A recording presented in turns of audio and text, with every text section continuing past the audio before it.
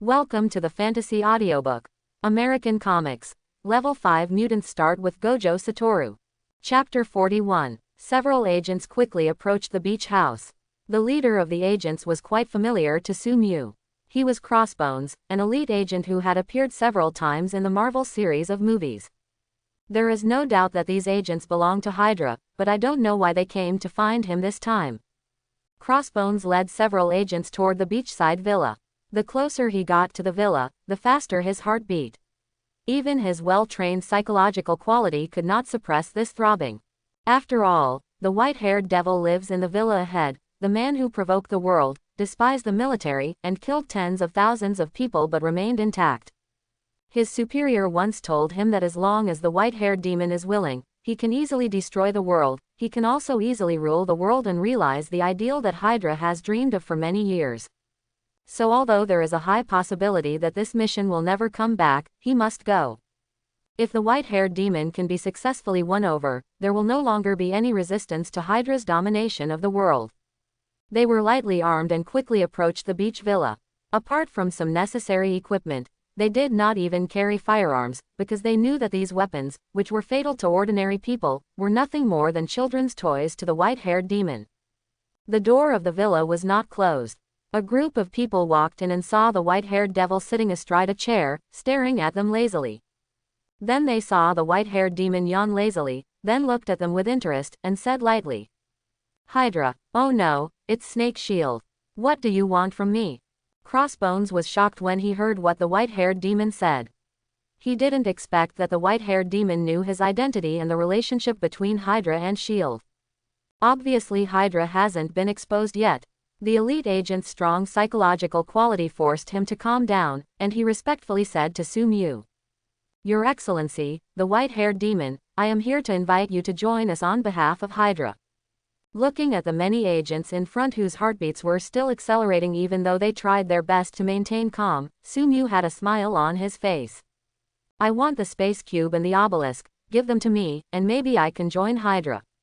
Faced with Sumu's request, Crossbones looked embarrassed. Both of these things exceeded the limit he could decide, so he said to Sumu, "I need to make a request to my superiors." Then, he dialed the communication with Alexander Pierce. "Sir, Mr. Sumu can join us, but he needs a space cube and an obelisk." Space Rubik's Cube and Obelisk. Alexander Pierce's face immediately darkened when he heard the request passed by Crossbones.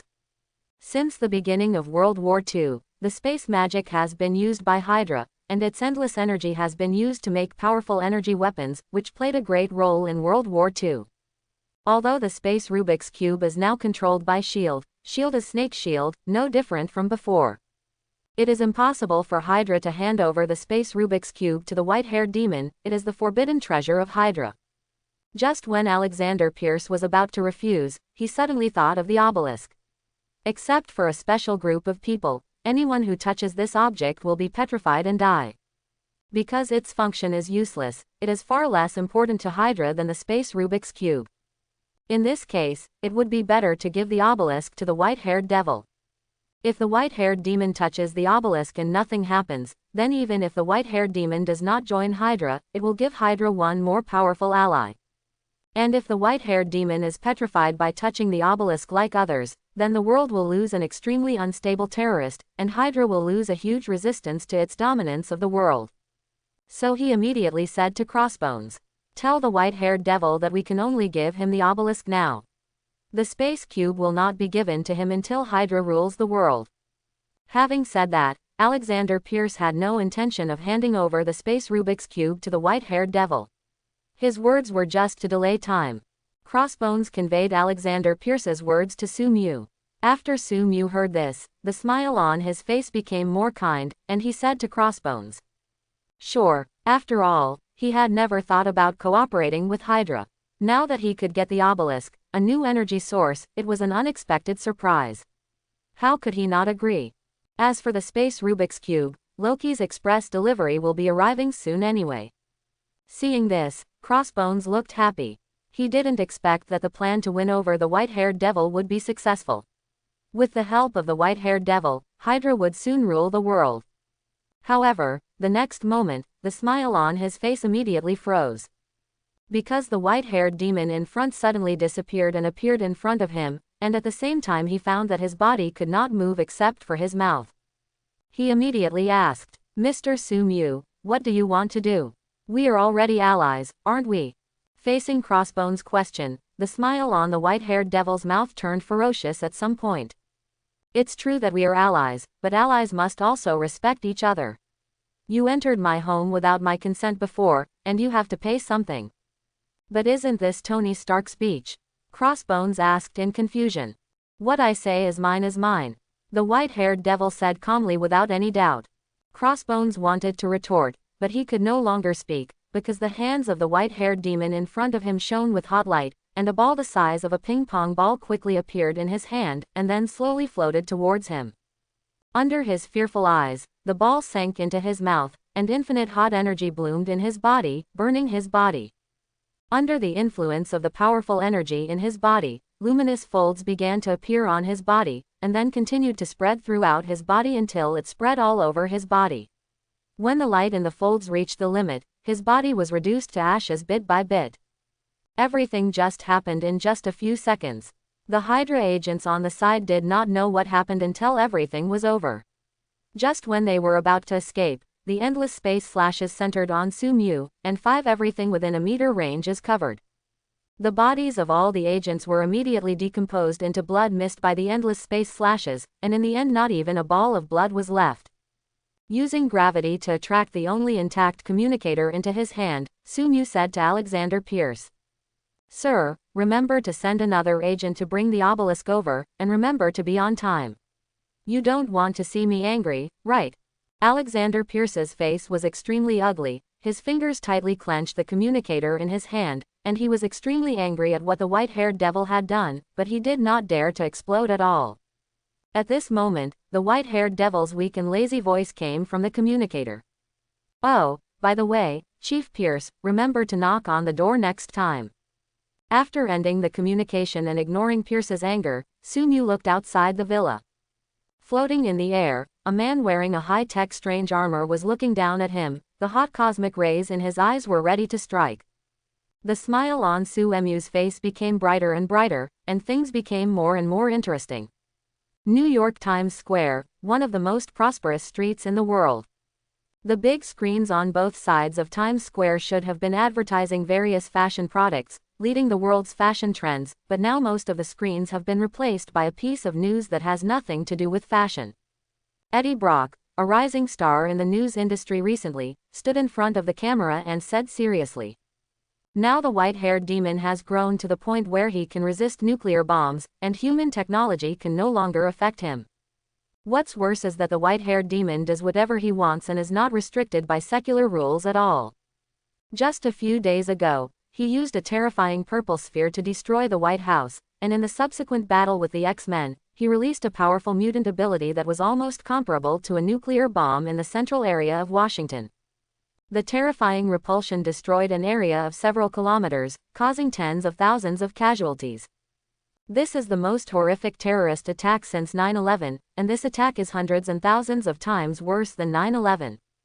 However, what is shocking is that with the unscrupulous character of the white-haired demon, he did not kill the marchers who supported him.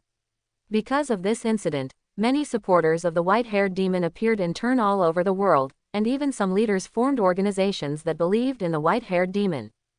This can't help but make me afraid. Is it really the mood to hand over the future of mankind to the white-haired demon? Is it true that humans are going to become slaves of mutants? Where is the future of mankind?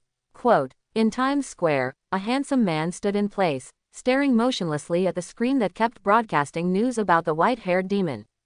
In just a moment, he knew all the information about the white-haired demon, the most powerful mutant in the world today, the unscrupulous slaughterer, the destroyer of the White House, the mutant that the military fears, the person who changed the world pattern, and the title that is very likely to be obtained in the future, the person who exterminates mankind. Massacre of humans is unbearable for the Eternals, who are committed to protecting humans.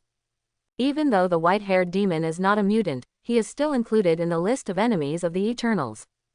As the most powerful warrior of the Eternals, Ikaris finally looked at the big screen in front of him. The white-haired demon stood in the void above the pit left by the nuclear bomb explosion, laughing wantonly, and raised his middle finger to the sky. This mutant must not be left, otherwise a large number of humans will die because of him. Moreover, mutants seem to be the descendants of mutants, right? That's even more worse. Holding a strange device given to him by a SHIELD agent, recalling the location of the white-haired demon that the SHIELD agent told him, Ikaris soared into the sky and flew towards the black coast of San Diego, California at a high speed. Ikaris's speed was extremely fast. Soon he reached Tony Stark's beach villa. When he just arrived, he saw the scene of the white-haired demon killing several humans. The white-haired demon seemed to have discovered him at this time, looking at him, with a cruel and happy smile on his face. Sure enough, the white-haired demon must be killed, otherwise the duty of the Eternals will never be completed. He looked down at the white-haired demon from a high position and arrogantly issued a judgment. Mutant, you deserve to die. Although humans are reporting the horror of the white-haired demon, he still doesn't think that the white-haired demon is stronger than himself. He is the most powerful warrior of the Eternals and is not afraid of any challenge, let alone the descendants of the mutant race, mutants. At the same time, on the space carrier, Nick Fury and Coulson carefully watched the pictures taken by the surveillance satellite in front of them. At this time, Ikaris and the white-haired demon have come into contact. If it goes as expected, the two will definitely clash. Nick Fury suddenly asked Coulson. Coulson, do you think Ikaris can defeat the white-haired demon? Coulson replied, if he relies on himself alone, he can't break the white-haired demon's space defense and it is almost impossible for him to win, but with the space disruption device made by Dr. Reed Richards, he should be able to hurt the white-haired demon and have a good chance of winning. Hearing Coulson's answer, Nick Fury did not agree. Although the space disruption device made by Dr. Reed Richards should work, he did not think that the white-haired demon would fail. Who knows what kind of abilities the white-haired demon has hidden, and what abilities have undergone transformation during this period. When Ikaris just appeared, Sumu recognized his identity, the Marvel version of Superman. This Eternal named Ikaris has most of Superman's abilities, cosmic rays similar to heat vision are emitted from his eyes, super strength, super speed, super defense, flying in midair, etc. However, these abilities are weaker than Superman, and he does not have a life force field and the ability to shine the yellow sun to become stronger. But even so, he is still strong, the most powerful warrior among the Eternals on Earth. When Sumu first met Ikaris, he was still very happy. After all, the newly upgraded Unlimited technique had a new target to test its strength. Just now, those ordinary agents could not exert the full power of the LV-4 Unlimited technique. But after hearing Ikaris's arrogant words, Sumu was unhappy. No, little brother, what kind of person are you, dare to talk to me like this? Without hesitation, Sumu disappeared from the spot in an instant and came to Ikaris. Ikaris obviously didn't expect Sumu's speed to be so fast. He was punched in the face in an instant. With the roar of black and red lightning, his handsome face was instantly deformed, and a blood flower bloomed on his face. He was instantly knocked out, breaking the sound barrier with great force, crashing into the ocean, splashing huge waves tens of meters high. Ikaris continued to sink in the sea water, and his previous arrogance and contempt completely disappeared. At this time, there was only one thought in his mind. Who am I, where am I, and what just happened? With the strong physique of the Eternals, even if he resisted Sumu's black flash head-on, he would not lose the power to resist. He immediately rushed out of the sea, floated on the ground, and looked at the white-haired demon in front of him with a serious expression. The white-haired demon was more powerful than he thought. However, Ikaris activated the space disruption device, and at the same time, his eyes shot out cosmic rays, and suddenly attacked the white-haired demon. The white-haired demon must not have thought that his space defense ability would fail. The white-haired demon would definitely be severely injured under his cosmic rays. The space interference device disturbed the surrounding space, and the cosmic rays were indeed not blocked, and shot straight towards the white-haired demon. When the white-haired demon was about to be pierced by the cosmic rays, Ikaris was about to show a triumphant smile on his face, but suddenly he found that the white-haired demon was looking at him sarcastically, and the cosmic rays flying towards him could not hurt him at all, but were absorbed by him. Ikaris didn't know that the white-haired demon actually had the ability to absorb energy. Seeing that the attack he had high hopes for was not only ineffective against the white-haired demon, but also enhanced the white-haired demon's energy, he immediately realized that things were not as simple as he thought. The previous frivolity and arrogance completely dissipated. Ikaris fully exerted the talents of the Eternals, constantly interacting with the surrounding cosmic energy to enhance his physical fitness. He was no longer arrogant, but still didn't think he would lose, so he said to the white-haired demon with a serious face, "You are strong, but you still have to die." Sumu looked at the Marvel version of Superman in front of him. Through the energy vision of the six eyes, he could see the golden energy core in his body. The Eternals were implanted with an energy core with almost infinite energy as a life energy source. Even if it was not the real infinite energy of the Infinity Gems, it should not be underestimated. In particular, these energy cores have an advantage that the Infinity Gems do not have, that is, the energy is stable and easy to absorb. Even if Sumu has level 4 energy absorption at this time, he is not sure that he can easily absorb energy from the Infinity Gems. If it is the energy core of the Eternals, then it will be simple. If Sumu obtains the energy core in Ikaris's body, it will be enough for him to use for a long time. He will no longer need to use the arc reactor. Just absorbing the energy core will be enough to support him until he can easily absorb the energy of the Infinity Stones. However, it is not easy to kill Ikaris. The Eternals were created by the leader of the Celestials, the Judge Elysium.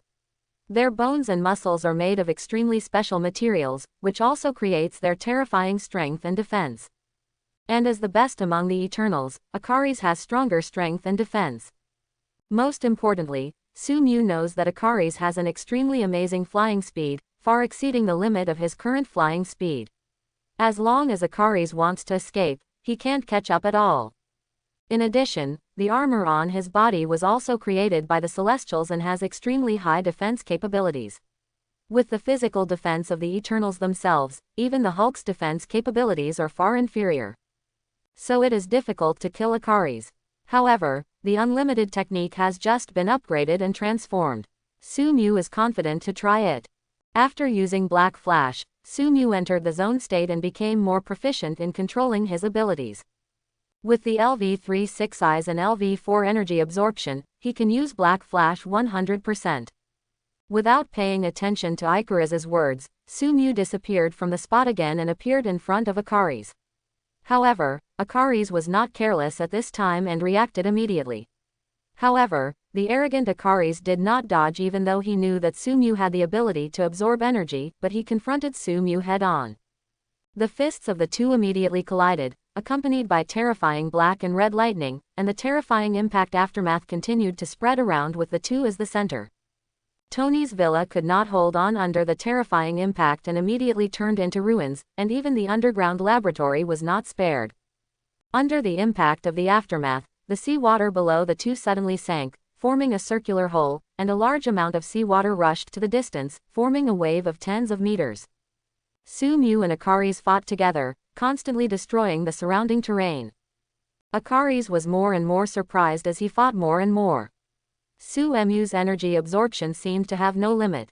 He kept absorbing the kinetic energy of his attack and constantly strengthened his body, like a black hole, swallowing him completely. As the battle continued, Ikaris's confidence was gradually wiped out. He no longer had the initial arrogance and looked at the white-haired demon in front of him with a serious face. He could not cause any harm to the white-haired demon at all. Any energy would be absorbed and turned into the white-haired demon's nutrients. However, the attack of the white-haired demon could not cause any harm to him.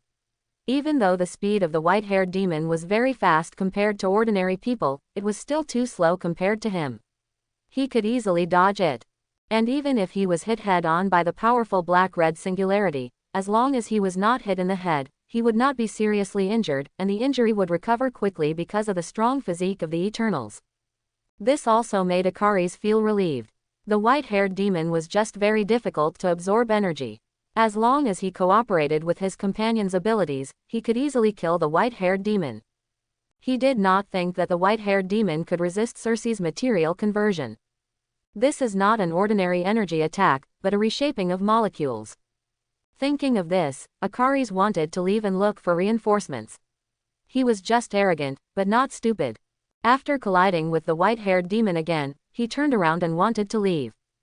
Just at this moment, when his mind was relaxed, he suddenly found that the white-haired demon in the distance disappeared from the original place just as the two had just met, and appeared in front of him in the blink of an eye. The exquisite azure eyes were looking at him greedily, just like a predator hunting dying prey. After fighting with Ikaris so far, Sumu finally found a flaw. The farther away from Ikaris, the less effective the space interference device is. With the continuous adaptation of the 6 eyes and the weakening of space interference, he can finally use the unlimited technique at this time. The azure black hole and the black and red singularity formed in his palm, and finally merged into a purple imaginary mass the size of a basketball. The unlimited technique was fully operational. Sumu abandoned the original technique of Kang, teleportation, and changed to continuous use of space movement to move. Although continuous space jumps in a short period of time will cause a great burden on the body, it also brings unprecedented extreme speed. Sumu came to Ikaris in an instant, and the terrifying imaginary mass penetrated the chaotic space turbulence caused by the space disturbance device, and suddenly hit Ikaris's body. The special body structure carefully developed by the God group is like paper in front of the purple imaginary sphere, there is no difference. First of all, the indestructible eternal armor, followed by the skin that can withstand nuclear bomb explosions without injury, and then the muscles that give the Eternals powerful strength, and finally the strongest bones. The body that Ikaris was proud of was immediately pierced, and the seawater behind him turned into nothingness. When Ikaris tried his best to avoid fatal injuries and only let the purple imaginary sphere penetrate his abdomen, he suddenly found a figure beside him. It was the white-haired devil. At the same time, the devil's whisper rang in his ears, just as he had just said, but with a slight change. "You are weak, but you are still going to die." Because the space disruption device of the previous attack was also destroyed, Sumu could use space movement next to Ikaris. The speed of short-distance space movement is faster than that of Ikaris. While Ikaris was distracted by the severe pain, Sumu used spell power manipulation and energy absorption to strengthen himself at the same time, and his palm with distinct bones suddenly pressed on Ikaris's face. Accompanied by the explosion of black and red lightning, and countless fatal space slashes, mixed with the blood of the Eternals who were regarded as gods by the ancients, the two fell into the sea like meteorites. The vacuum of the seawater destroyed by the imaginary sphere has not yet been fully restored, and the violent collision aftermath has once again pushed the seawater away, splashing a huge wave hundreds of meters high.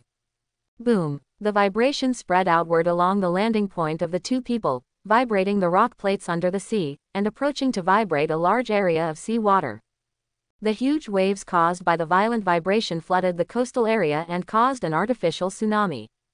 In the rocks under the sea, a huge pit was created because of the fall of the two people, and now the seawater is backflowing and flooding the entire pit.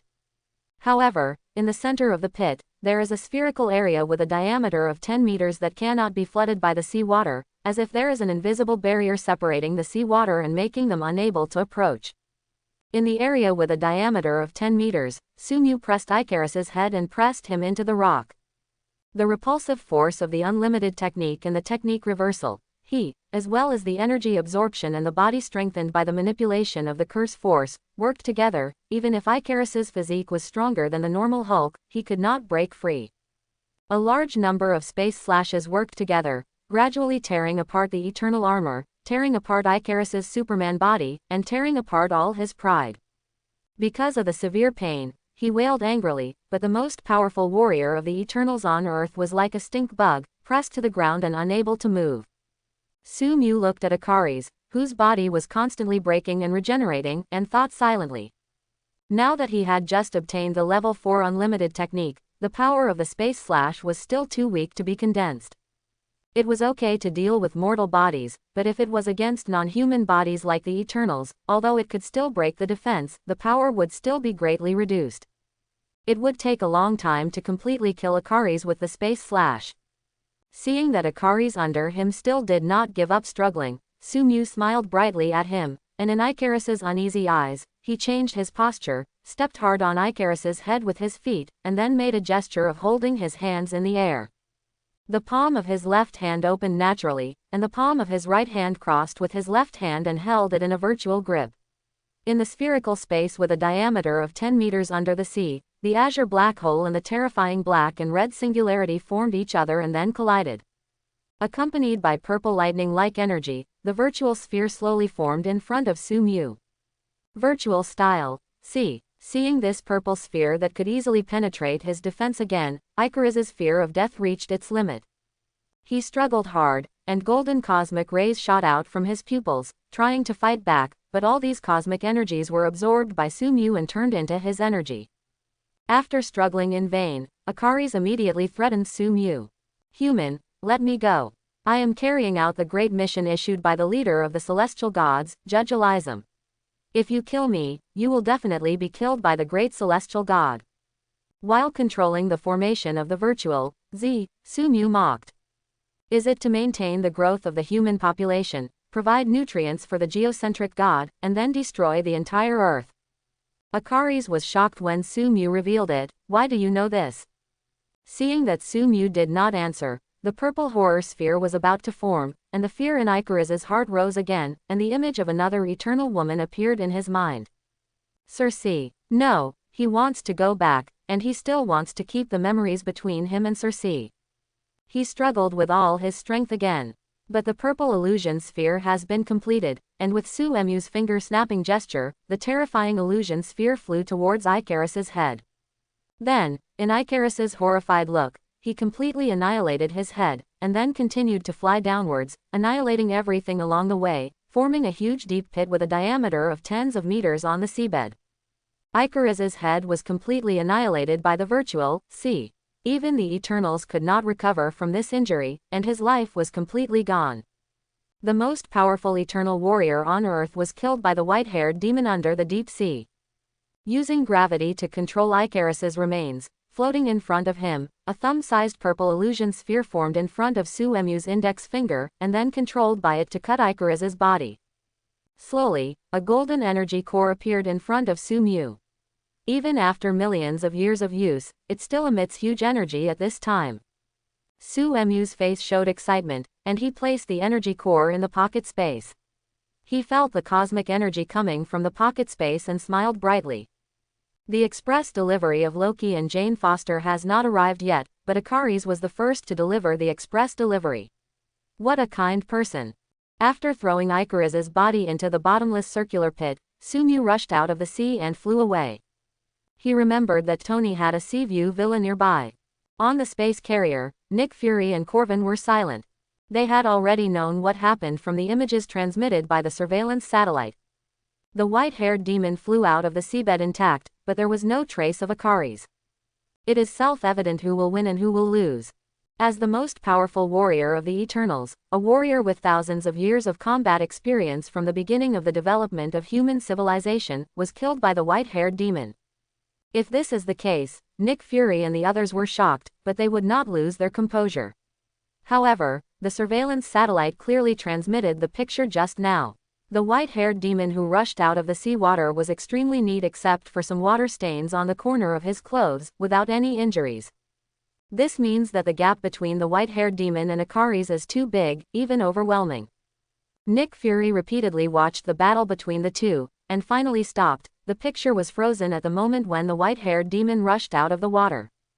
What happened to the white-haired demon? How could he defeat Ikaris so overwhelmingly? Nick Fury kept repeating this question in confusion. After a while, Nick Fury recovered from the shock, and the feeling of powerlessness that came over him was unbearable even for him. With their strength, it is extremely difficult to deal with Ikaris, let alone the white-haired demon. However, as the world's most elite agent, Nick Fury still adjusted his emotions and said to Coulson, who was also shocked, "Inform the Eternals of the news that Ikaris was killed by the white-haired demon, and give them the white-haired demon's current detailed information and the video of the battle with Ikaris." Although the Eternals' strength has been greatly reduced after losing Ikaris, their abilities are unique and may cause some trouble to the white-haired demon, and even kill the white-haired demon with a small probability. In addition, send a message to Dr. Reed Richards, asking him to study a more powerful space interference device and a device for the white-haired demon's energy absorption ability. Except for the funds required for the operation of the base, all other funds will be given to Dr. Reed Richards for research. Since the white-haired demon has no weaknesses, then we will create weaknesses for him. In the curator's office of a museum, several Eternals wearing strange armor gathered here. After a long time, they met again, but this reunion was destined to be incomplete, because the strongest warrior among them, Ikaris, had died. The atmosphere in the room was particularly heavy, and every Eternal's face revealed a sad expression. Although after a long time, their ideas diverged, and after the death of the mutants, they dispersed and went to live the life they wanted. But despite this, they still valued each other, because they were each other's only companions. At this time, there were no other Eternals on Earth except for a few of them, and every Eternal companion was extremely precious. But at this time, one of them died, and the one who died was the most powerful Ikaris, and he died at the hands of the descendants of their enemy, the mutants. This is something they can't stand. Among them, Circe, an eternal woman with the ability to transform matter, was the saddest, because Ikaris was her partner who had been with her for thousands of years. At this time, her beloved partner died. Even if her personality was gentle, she fell into endless hatred at this time. Ikaris is dead, killed by the level 5 mutant white-haired demon. We must avenge him. Circe said angrily to the other Eternals. She wanted to kill the white-haired demon immediately to avenge Ikaris. But the remaining reason told her that she couldn't rashly go for revenge. Even Ikaris was killed by the white-haired demon, so she was definitely not an opponent. Another eternal water elf, who was short and looked like a little girl in her early teens and had a strong illusion-making ability, said excitedly. What are we waiting for? Let's go and kill the white-haired demon immediately. In the past thousands of years, the water elf had always had a crush on Ikaris. When she heard that Ikaris was dead, her anger was no less than that of Circe. But it was obvious that she was not as wise as Circe and could not judge the difference in strength between her and the white-haired demon. Another member, Gilgamesh, who had the hottest temper, clenched his fists. His ability was to control the energy of the universe to wrap around his hands and enhance the power of his punches. In a head-on battle, his strength was even stronger than that of Ikaris. He nodded in support of the water elf's words, let's attack together. No matter how powerful the white-haired demon is, we will definitely kill him. At this moment, Ajax, the leader of the Eternals, stopped them. As the leader of all the Eternals on Earth, she naturally has wisdom that is not inferior to Circe. When she received the news that Ikaris was killed by the white-haired demon, she was sad, but she also learned about the strength of the white-haired demon. Although she is the leader, Ikaris is the strongest eternal warrior on Earth. Even if they attack together, they may only be able to tie with Ikaris. But at this time, Ikaris was killed by the white-haired demon, which means that the white-haired demon has the ability to kill all of them. This is too incredible. Even the mutants were slaughtered by them, but there are such powerful beings among the mutants who are the descendants of the mutants. But no matter how incredible it is, they have to believe it when the facts are in front of them. We need to think long and hard about killing the white-haired demon. Before the other Eternals were puzzled and wanted to ask, she pointed to the big screen beside her, on which the white-haired demon and Ikaris were fighting. You have also seen that the white-haired demon is strong enough to confront Ikaris head-on and not lose at all. None of us can do this. If we want to kill him, there is only one way, which is to let Circe have zero-distance contact with the white-haired demon and use the ability of material transformation to ignore his energy absorption and mutation ability to kill him. But according to the information provided by S.H.I.E.L.D., the white-haired demon seems to have some kind of precognitive ability, and it is very likely that he knows all our information, including our abilities and weaknesses, so he will definitely avoid direct contact with Circe. Therefore, it is almost impossible to control the white-haired demon with our current strength alone. So we need to wait, need to plan, need to rely on other forces, so as to exceed the expectations of the white-haired demon and kill him. All this information was given to us by S.H.I.E.L.D., they want to profit from our fight with the white-haired demon. Including the reason why Ikaris went to find the white-haired demon was also deliberately guided by S.H.I.E.L.D., so they must pay a certain price and cannot stay out of it. We will plan with S.H.I.E.L.D. on how to kill the white-haired demon. As for what S.H.I.E.L.D. did, we will settle accounts after killing the white-haired demon. Quote. As the leader of the Eternals, Ajax's words still have full weight, and her analysis is very accurate, and immediately got the consent of all the Eternals. They will cooperate with S.H.I.E.L.D. temporarily until the white-haired demon is killed. After killing Ikaris, he obtained the energy core, and Sumu's speed of increasing energy points became faster, and the template fusion degree was also increasing in an orderly manner. And he is still constantly practicing several skills he has, especially the portal that he has high hopes for. The portal was originally a magic cube that required borrowing magic power from the Latitude Demon God to use, but Sumu himself possessed the energy, so he could release the portal by himself without borrowing from the Latitude Demon God. So after finding Tony's other Sea View villa, he continued to release portals inside the villa to increase the portal experience value. The system prompts kept ringing in his ears. Energy point +1. Six Eyes experience +1. Energy absorption experience +1. Portal experience +1. Portal experience +1. Portal experience +1. Compared to other skills that have reached at least LV3, it is easier to gain experience with portals at LV1. It didn't take long for the portal experience value to reach the limit of LV1. Then, with the system prompt sounding again, the portal was finally upgraded. Portal Experience Plus. Congratulations, your skill portal has been upgraded. Portal LV2 1/300th consume magic power to open a portal to any location you have been to. Magic power can be replaced by energy. A large amount of experience was transmitted to Sumu's mind. His proficiency in portals continued to improve. In just a short moment, he reached the point where he could use portals without a hanging ring. Sumu took the ring off his finger and put it in his pocket, feeling very comfortable. After all, carrying a heavy and hard ring on your finger is not a pleasant experience. Just use your finger to slide slightly in the void, and a portal will appear in front of Sumu. Not only does it not require the use of the ring, but the speed is also much faster than when it was level 1. This made Sumu quite happy. The reason why he could reach this point in a short time was all due to his unparalleled talent and hard work. Opening the system panel, Sumu observed the information on it. In addition to the portal upgraded to level 2, there is another skill that is about to be upgraded. While absorbing energy, Sumu needs to use the Six Eyes to finally control the energy, so the experience value of the Six Eyes is also increasing.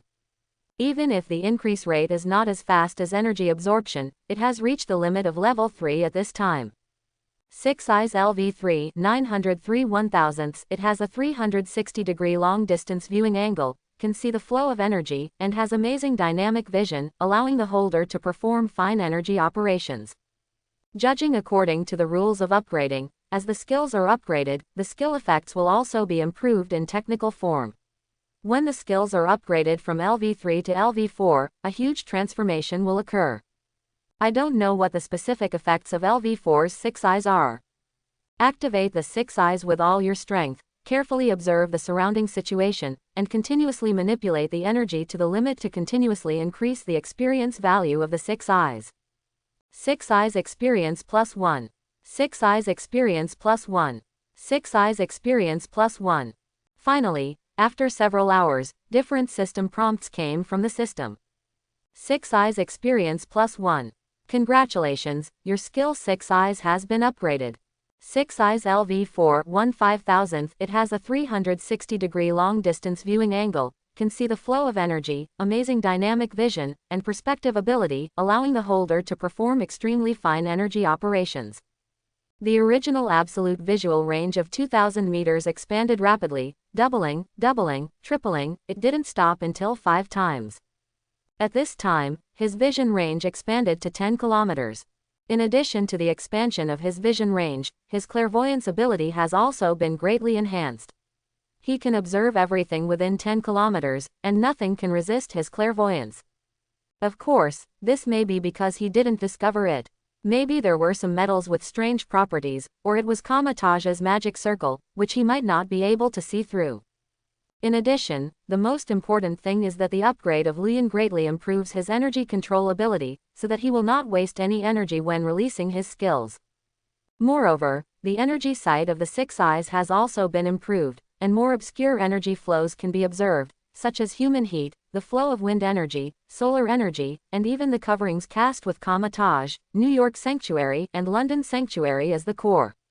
The protective circle of the entire Earth. Looking at the magic circle that covers the entire sky and has no boundaries, it is this magic circle that blocks the prying eyes of the latitude demon god and protects the earth from outside interference. Withdrawing his gaze, Sumu focused on the system panel again.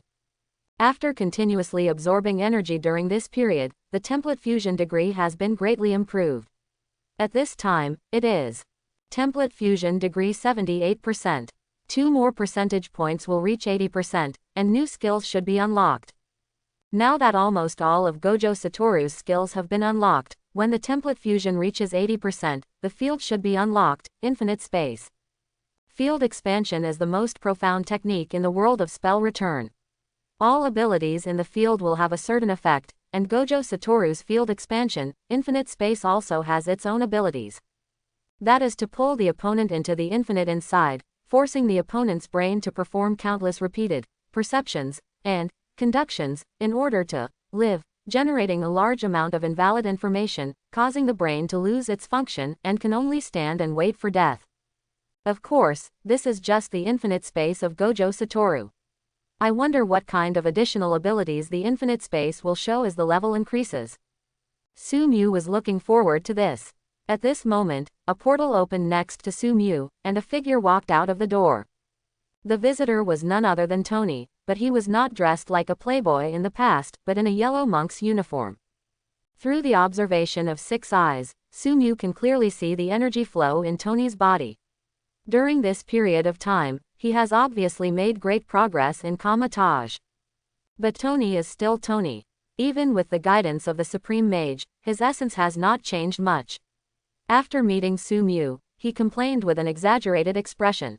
"Oh my god, when I arrived at my sea view villa, why could I only see an empty sea, and even the coastline had undergone huge changes. Sumu, can you tell me what happened?" Quote. Looking at Tony pouring out his bitterness in front of him, Sumu said very perfunctorily. "Maybe a meteorite fell on your villa." Hearing Suemu's answer, Tony was choked up. Very good, this was in line with Suemu's past style. It was just a sea view villa worth hundreds of millions of dollars, and Tony didn't really care. He walked towards the underground laboratory and said to Sumu. "Sumu, please don't disturb me recently, I have something very important to do." Oh my god, the interaction between magic and technology is amazing. Quote. Seeing Tony, who couldn't wait to go to the basement to make a brand new magic armor, Sumu used gravity to attract him, and then slowly said under Tony's puzzled gaze. "Have you forgotten that I still have some important news that I haven't told you? Don't you want to know the truth about your parents' death?" After telling Tony that his parents did not die in a car accident, but were killed by the Winter Soldier, Sumu left the Seaview Villa. He had no intention of living with another man. Because of informing Tony of this news, and adding the agency fee for introducing the Supreme Sorcerer, Sumu asked Tony for the shares that originally belonged to Obadiah. At this time, he was the second largest shareholder of Stark Industries after Tony, and also a newly rich man. Coming to another villa that he had bought before, after playing with several Hollywood actresses, Sumu entered the supreme state of no desire and no desire. He lay in the living room and enjoyed the massage service of several actresses. He turned on the huge TV hanging in the living room and wanted to watch the entertainment programs of the Marvel world. Suddenly, a piece of news attracted his attention.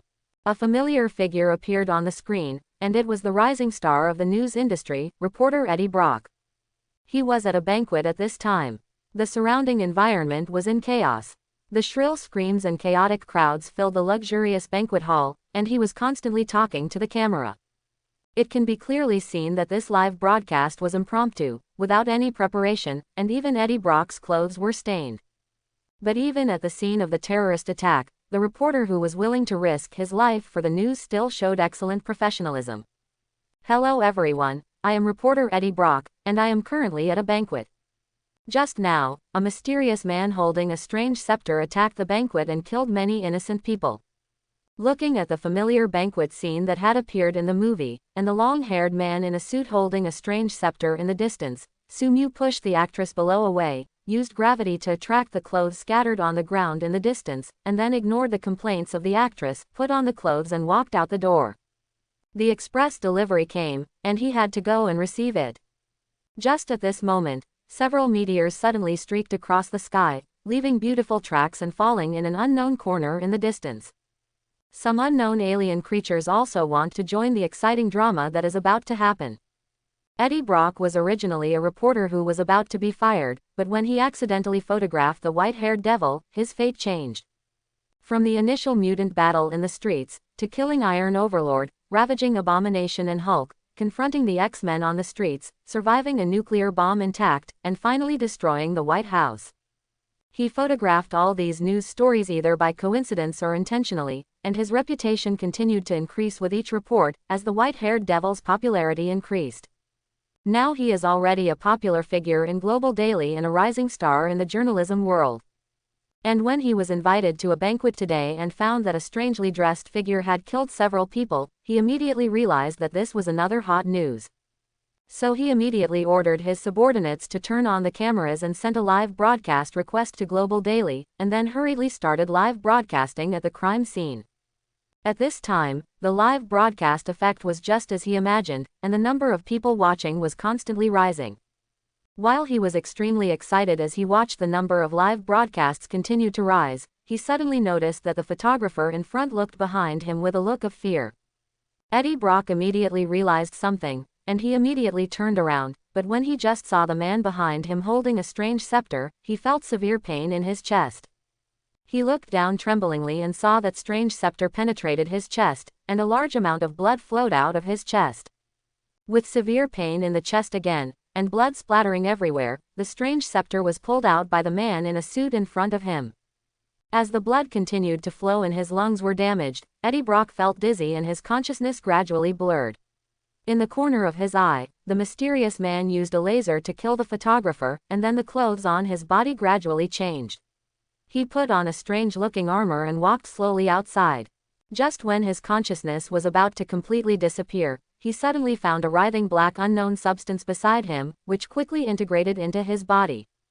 After killing several tiny humans, Loki calmly walked out the door amid the screams of many bright-looking gentlemen and ladies. The suit disguised by illusion magic gradually transformed into the original armor. Looking at the mortals in Midgard who were running around in panic and looking at him with fear, Loki's joy reached a climax. Yes, this is right, this is what Midgardians should be like. The tail of the scepter collided heavily with the ground, and several illusory shadows surrounded the mortals in the square. Loki slowly stepped forward, looked at the humble mortals in front of him, and shouted loudly. "Kneel down, everyone." The whole place fell into silence. The previous screams and noises all disappeared under Loki's scolding. Looking at the many frightened mortals in front of him, a trace of impatience flashed in Loki's heart, and he immediately shouted loudly again. "I said, kneel down."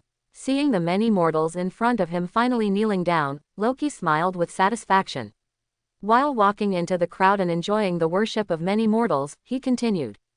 "Isn't this simple? Aren't you born this way? You long to be enslaved, your bones are full of servility, and sooner or later you will succumb to your rulers." Quote. Suddenly, an old man with white hair stood up. He looked at Loki without fear, and then said slowly. "But not to someone like you." Loki smiled disdainfully and said, "I am unique." The old man replied, "I have seen too many shameless people like you." Loki was immediately angered by the cowardly mortals in front of him. He waved his mind scepter and pointed at the mortals who dared to resist him, and said arrogantly to other mortals. "Look at this old guy, he is your role model." The top of the mind scepter emits a dazzling light, and an energy ray flies towards the old man, about to kill the old man. At this moment, a strong man wearing a pattern of stars and stripes suddenly comes to the old man and raises the 5-pointed pendant. Star shield, stop in front of the energy ray. Opening parenthesis. The unique material of vibranium reflects the laser, hitting Loki and knocking him down. Captain America said slowly, "I remember that there was once a person who was above 10,000 people, but he was killed." Looking at the man in front of him, Loki, who had a certain understanding of Midgard, immediately recognized the identity of the man in front of him, and then mocked. "An old man who has been eliminated by the times." At this moment, the combat aircraft piloted by Black Widow opened its machine gun and said to Loki, "Loki, put down your weapons and raise your hands to surrender."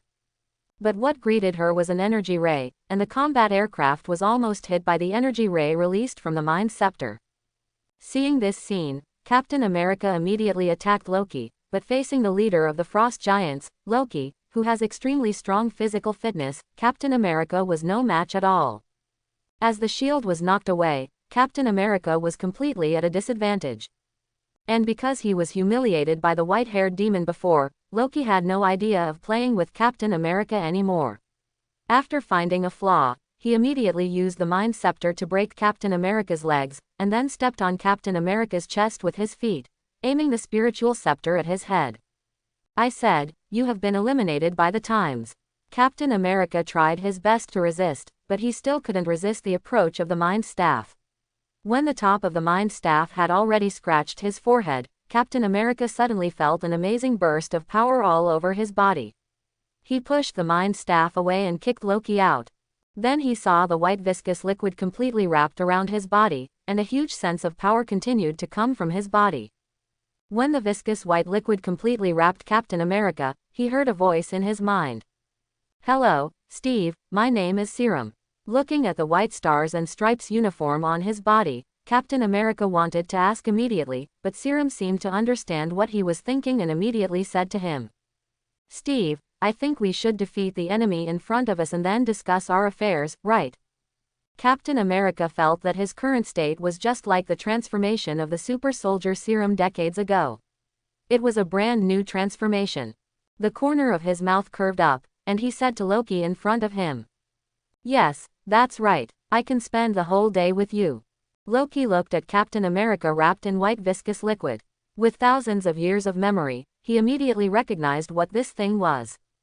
"Symbiote, interesting, but do you think you can defeat me like this?" Loki slammed the scepter down, piercing through a dark silver symbiote, and used the Mind Scepter to control it, erasing its original will. The dark silver symbiote also wrapped Loki, and the body of the Frost Giant and the symbiote had a more powerful interaction. A sharp dagger formed from his arm. Loki held the Mind Scepter in one hand, and raised the dagger with the other hand to Captain America. The second round begins. The two struggled together again, but due to the addition of the symbiote, their fighting style changed dramatically. The one that has changed the most is Captain America. Unlike Loki, who originally had extremely strong physical fitness, Captain America's physical fitness is only the limit of a mortal even after being strengthened by super soldier reagents, and he cannot compete with a superhuman like Loki. Human monsters confront each other head-on. At this time, symbiosis with the serum, his physical quality finally transcended the human category. The symbiont on the body surface changes into a rope, pulling the shield on the side over. At the same time, the white mucus spreads towards the shield, causing it to also change to white. Captain America is proficient in almost all fighting skills, and his close combat ability is far better than Loki's.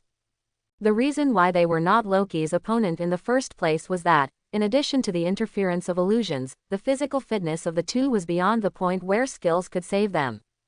At this time, strengthened by the symbiote, even if it is still not as good as Loki, it can delay it for a while. But Loki has also been strengthened by the symbiote, and because the symbiote can copy the host's abilities, Loki's riot quickly copies Loki's abilities, greatly enhancing his physical strength and magic. Facing the current Loki, Captain America simply cannot hold on for too long and is about to lose. Boom! The wall in the distance was forcibly knocked open by a black figure, and a figure rushed towards Loki. Unlike Loki and Captain America, who have a host-based symbiosis, this figure is completely dominated by the symbiote, and its whole body is covered in thick symbiote mucus. This method also brings out the full power of the symbiote. This is Eddie Brock, who was shot through the chest by Loki and was about to die. In this parallel universe, he still coexists with Venom. After seeing Loki, who almost killed him before, Eddie Brock roared at Loki. "You bitcha, I want you to die." The three of them fought together, and the symbiosis gave them powerful bodies. The three of them were like three little Hulks, constantly destroying the surroundings. The ground was shattered, and the surrounding buildings were ravaged by the three people as if they were made of paper. As a figure fell from the sky and landed on the ground, the battlefield immediately tilted in the direction of S.H.I.E.L.D. Captain America looked curiously at Black Widow, who was wrapped in a red gold symbiote. "How did you become like this?" Same as you. Black Widow looked at Loki in front of her, and also rushed forward. Facing the attacks of the three symbiote hosts, Loki gradually became weak and fell into a disadvantage, until finally, he was knocked to the ground, and even the violence on his body was forcibly stripped away. Looking at the three people in front of him, Loki raised his hands and said to them, Okay, I surrender. Captain America and Black Widow immediately stopped, but Venom wanted to continue attacking, but they were stopped by Captain America. Just when Captain America and Black Widow were trying to tie up Venom and Loki at the same time, the sound of unhurried footsteps suddenly sounded behind them. The man with white hair and blue eyes slowly approached, looking at the three people wrapped in the symbiote in front of him. A bright arc appeared at the corner of his mouth. "Four gentlemen, could you give me that scepter?" The lively scene immediately fell silent. Everyone present recognized the identity of the person who came. He was the strongest level 5 mutant today, the white-haired demon. Why is he here? Looking at the white-haired man who arrived, everyone showed solemn expressions. They all understood the terror of the white-haired devil. Even though they were wearing symbiote suits, they still didn't think they could defeat the white-haired demon. Captain America and Black Widow looked solemnly at the white-haired demon in front of them, constantly thinking about solutions to the current predicament in their minds. But then they desperately discovered that under the suppression of absolute strength, they had no way to deal with it. Facing Loki, they could compete head-on and win the battle, but facing the white-haired demon, they had no idea of fighting him. This is not the strength of the same dimension at all. At this moment, Venom suddenly let out a huge roar and rushed towards Sumu. "Eddie, this man's brain is so delicious, I want to eat him." Just when Venom rushed towards Sumu, Eddie Brock's voice immediately sounded from Venom's body. It was a helpless cry full of despair and fear. No, he is a white-haired devil. However, Venom, who had just coexisted with Eddie Brock, obviously didn't know the white-haired devil, nor did he understand what the name white-haired devil meant on Earth, so he finally bravely rushed over. Seeing the big man rushing towards him at high speed, the smile on Suemu's face became even more exciting. He stretched his index finger forward, pointing directly at Venom's body, and a black and red singularity formed quickly on his fingertip. The technique reverses, H.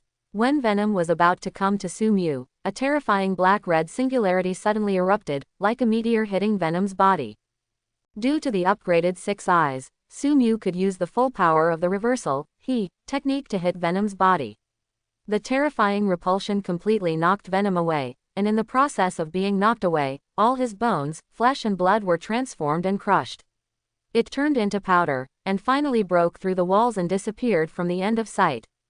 After casually dealing with the Venom, Sumu slowly walked towards the Mind Scepter lying quietly on the ground, and got the first Infinity Stone. Pick up the Mind Scepter, hold the top of the Mind Scepter with your hand, and then exert force suddenly. Tiny black and red lightning appeared in the palm of his hand. Facing the strong repulsive force, the Mind Scepter was not damaged at all. Seeing this, Sumu frowned slightly, and then the thumb-sized azure black hole and the black and red singularity collided in the palm of his hand, forming a purple illusion mass. This time, the Mind Scepter could no longer block the attack that was enough to cut off the space, and was annihilated into nothingness, leaving only a yellow bright gem lying in Suemu's palm. Directly contacting the Mind Gem, a large amount of pure energy poured into Suemu's body, and many illusions were also generated. However, when these illusions wanted to affect Sumu, they were immediately blocked by the system. Even the cosmic ore could not affect Suemu's soul. Sumu nodded with satisfaction. It was just as he thought. Even the Mind Gem could not affect his spirit. In this way, the spiritual attribute was useless to him. Only the Mind Gem of pure power was left. Among the 6 infinite gems, it was the easiest for him to absorb. The system prompt sound kept ringing, and the system panel was filled with prompts of increased energy points. Energy point +1. Energy point +1. Energy point +1. In a short moment, Sumu obtained a large amount of energy points. He invested these points into the template fusion degree, and the template fusion degree increased again. Template fusion degree 79%. The template fusion degree reached 79%, and it was still short of the last point of fusion degree to reach 80% and unlock new abilities. However, the energy absorption at this time could not absorb the huge energy in the Mind Stone for a long time. In just a moment, Suemu's body feeling extremely tired. Therefore, Sumu could only place the mind gem in the pocket space and wait for the body to recover before absorbing it. Now that his energy absorption has reached level 4, he is only slightly stronger than the Black King. It is expected that he cannot fully bear the power of the infinite gems. However, after the energy absorption reaches level 5, he will be able to fully bear the energy of the infinite gems, and even can bear several at the same time. The experience of energy absorption at this time is Energy Absorption LV4 2987 5,000ths. As a skill that needs to be used all the time, the energy upgrade speed is extremely fast, and it will probably reach the level of LV5 soon. By then, the speed of increasing the template fusion will be greatly improved. And judging from the efficiency of continuously absorbing Ikaris's energy core at this time, it should be able to reach 1% tomorrow. Putting the Mind Stone back into his pocket, Sumu looked at Captain America and the others. Thinking of the Mind Stone he had just obtained, he immediately had a new idea. Thor Loki, Hydra Captain America, the Hulk possessed by a symbiote, the God of Thunder who awakens his power in advance, and Black Widow fighting the Hulk, plus the Sorcerer Supreme Iron Man. Sumu can't wait to see tomorrow's battle in New York. I wonder what they will think when the Chitauri Legion comes to Earth and sees the enemy in front of them. Just do what they think of. Captain America and the others suddenly had a bad premonition when they looked at the white-haired demon in front of them. However, before they could resist, the power of the Mind Stone acted on them, completely distorting their thoughts. Sir, everyone, including Loki, bowed to Sumu and said respectfully. Looking at the people in front of him, a smile gradually appeared on Suemu's lips, and he said to them. Back to the space carrier, we give Nick Fury a big gift. Yes, because of Sumu, the relationship between S.H.I.E.L.D. and Tony Stark was not that close at this time, so Tony Stark did not arrive at this time. Several people left in a plane and headed towards the space carrier. On the way there, Sumu studied the symbiotes on several people. At this time, Loki was symbiotic with Riot, Captain America was symbiotic with Serum, and Black Widow was symbiotic with Howl. For some reason, these symbiotes fell from the sky at the same time and landed near the banquet. Sumu took out parts of these symbiotes, then used the Mind Stone to erase their original will, and mixed them together. Thus, a brand new symbiote was born. However, because it has no independent will, it is more like a piece of equipment than a symbiote, a piece of equipment that can be changed at will. Controlling the symbiote to spread throughout the body, the original clothes were swallowed by the symbiote, and then transformed into brand new clothes. Feeling the slight increase in power in the body, Sumu smiled slightly, almost nothing.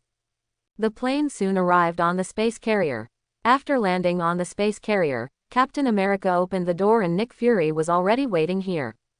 Nick Fury smiled at Captain America and said, "Welcome back victorious, my captain.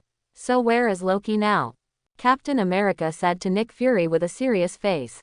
"On the plane, but Nico, I have a gift for you." After hearing Nico's name, Nick Fury's pupils suddenly shrank, because he knew that Captain America would not be able to say such a thing. Then there is only one possibility at this time, and that is that Captain America is controlled like Hawkeye. He immediately pressed the pager he carried with him to call for the arrival of Captain Marvel. At the same time, a white-haired figure walked out of the plane. Sumu looked at Nick Fury, who looked ugly, and glanced at the pager he secretly pressed. He obviously could have stopped him, but he didn't, but the expression on his face was even more joyful. Calling Captain Marvel. Seeing the shocked look in Nick Fury's eyes, Sumu slowly said. "But she can't save you, right, my loyal subordinate, Nico Fury." Hearing Suemu's words, Nick Fury immediately realized something, and he immediately ordered the surrounding agents. "Shoot and attack the white-haired devil." But the agents around him ignored his orders and pointed their guns at him. Seeing this scene, Nick Fury's heart sank immediately, and then he smiled warmly in front of his eyes. His face was handsome and friendly, and he looked more like a decent Sumu than him. "You controlled them, and you actually have the ability to control your mind. No, you got the psychic scepter and can exert its power better than Loki." Quote. As the most elite agent leader, Nick Fury immediately analyzed the current situation. But knowing most things makes him even more desperate. Seeing that Sumu was noncommittal, Nick Fury said to him with a gloomy expression. You thought you won, but now you have offended too many forces. You will definitely die miserably in the near future. Ignoring the loser's mad dog barking, Sumu said to Nick Fury kindly. Don't worry, my loyal subordinate, those things will not happen, and you will help me, right? After the words fell, with the flash of yellow spiritual light, under the effect of the Mind Stone, Nick Fury's pupils gradually calmed down. He looked at Sumu as if he was looking at a god, and bowed respectfully. Yes, sir, I will dedicate all my life and energy to you. After controlling Nick Fury and all the agents around him, Sumu smiled with satisfaction. Since shield can be Snake Shield, why can't it be Su Shield? So far, Su Shield has been established for the most part. Afterwards, under the leadership of Nick Fury, several people continued to move forward into the interior of the space carrier, controlling all the agents they met on the way, and finally came to a laboratory. At this time, there was only one person in the laboratory, and that was the Hulk, also Dr. Banner. He first said to Nick Fury, the first person to enter the laboratory. Sir, it will take me some time to find the whereabouts of the space cube. But he paused immediately, and he couldn't say the next words anyway, because he saw behind Nick Fury, a white-haired man who could not appear here anyway was smiling at him. Although the smile was gentle and sunny, it made him feel cold all over. He was so impressed by this man that he had been having terrible nightmares about his demons recently. Afterwards, he heard the white-haired demon who followed Director Nick and said to him slowly and friendly. Drive Banner, please bear with me. There are a few clothes that need you to process. Several hideous symbiotes immediately appeared on the bodies of Captain America and others, and kept wriggling behind the white-haired demon, exuding tyranny and ominousness. Dr. Banner. Hulk, come out quickly. Hulk, shivering. Use the Mind Stone to control Dr. Banner, change him into the state of Hulk, and then let each symbiote symbiosis with him. Although the symbiote cannot obtain the ability of the Hulk to become stronger with anger, and the short-term symbiosis cannot allow the symbiote to fully obtain the normal power of the Hulk, it is enough to greatly increase the power of the symbiote. In a moment, Sumu controlled all the agents on the entire space carrier, changed their minds, and ordered all agents to recognize him as the master. Whether it is the Serpent Shield or the only shield, they all became the Su Shield. At this time, Sumu, who completely controlled Shield and Loki, could completely stop the Chitauri army from attacking the Earth. But he didn't intend to stop it. The Chitauri army was a good target, which could be used to test the effect of the Infinite Void. Moreover, he also wanted to test the power of many heroes who were now symbiotic with the symbiote. Time passed quickly, and soon the drowsy night dissipated, and the scorching sun enveloped the world again. After the establishment of the Su Shield Bureau on the space carrier, Sumu did not stay there, but used the portal to return to his villa. It was not necessary to consider whether to be with a bad guy or a hot actress. In addition to enjoying the services of Agent Hill and many actresses at the beginning, Sumu put all his energy into absorbing energy and improving the template fusion degree. After a night of hard work, the template fusion degree finally increased again. Energy point +1. Template fusion degree. 80%. You have unlocked a new skill, Infinite Space. Infinite Space LV1 1/100th. Pull the opponent into the inner side of the Limitless, forcing the opponent's brain to repeat countless perceptions and conductions in order to stay alive, generating a large amount of invalid information, making the brain lose function and can only stand and wait to die. Only those who are touched by the host are not affected. A large amount of information is transmitted to the brain. This information is much larger than any previous information, but at this time Sumu digests this information without any pressure. The 6 eyes of LV4 are enough for him to easily receive this huge amount of information. After the information in the brain is completely consumed, Sumu can easily perform the domain expansion. And because of the energy absorption, compared to Gojo Satoru, as long as the energy is sufficient, he can repeat the domain expansion all day long, instead of being able to expand several times a day like in the Jujutsu Kaisen world, which has reached the world's peak level. Then Sumu focused his attention on the system panel again. When the template fusion degree reached 80%, he obtained the infinite space, and the infinite space should be Gojo Satoru's last ability. Then when the template fusion degree reaches 100%, a new character template should be unlocked. I wonder who the new character template will be. Moreover, Sumu also has a hunch that when the template fusion degree reaches 100%, in addition to obtaining a new character template, he will also have a new huge gain. After closing the system panel and dismissing the hot actress beside him, Sumu waved his fingers to open the portal and came to the space carrier. Because she controlled Loki, as soon as he came out, Black Widow immediately came up and reported to him. The portal is ready, the spaceship is ready, we can set off to counterattack the Chitauri army at any time. Sumu nodded with satisfaction, and then came to the command room of the space carrier, where everyone was ready. Looking at several symbiotes, judging their physical strength through the 6 eyes, Sumu smiled with satisfaction.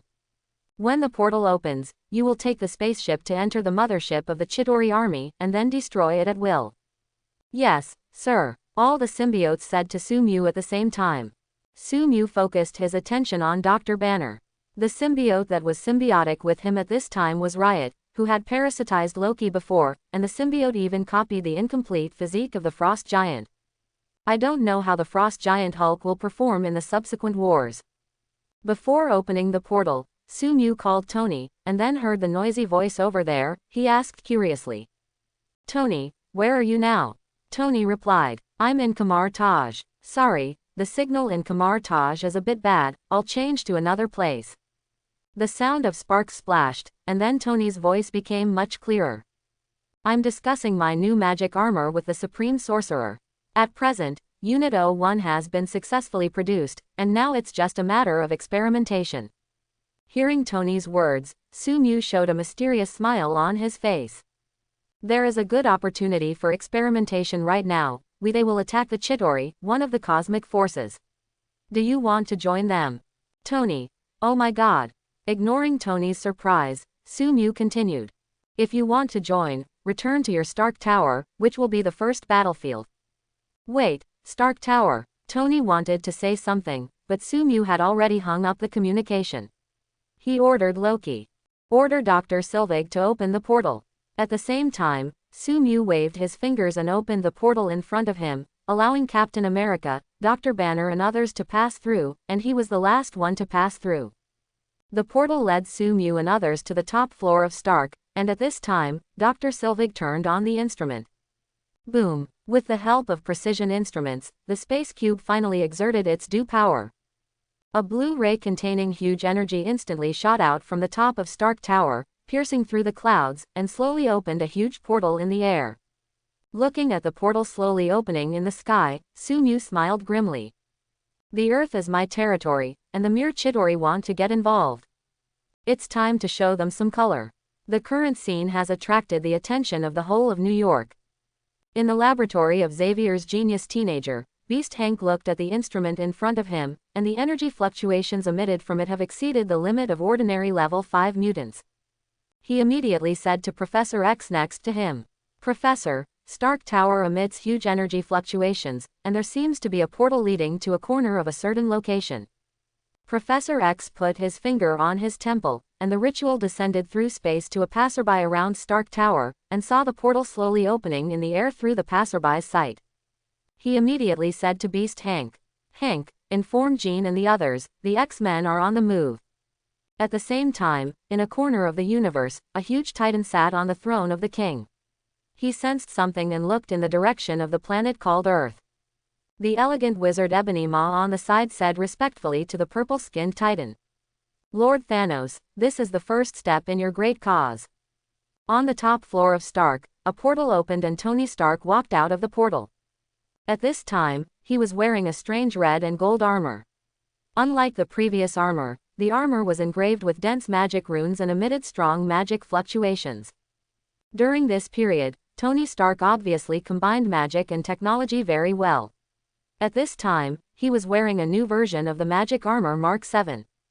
Walking out of the portal, Tony Stark immediately saw the strange-looking Captain America and the Hulk and others, as well as the portal in the sky. Looking at the huge portal slowly forming in the sky, Tony Stark immediately realized something and understood what shocking things Sumu had done during this period. He actually wanted to open the portal to attract other forces in the universe to invade the Earth. He hurriedly said to Sumu, "Sumu, close the portal quickly.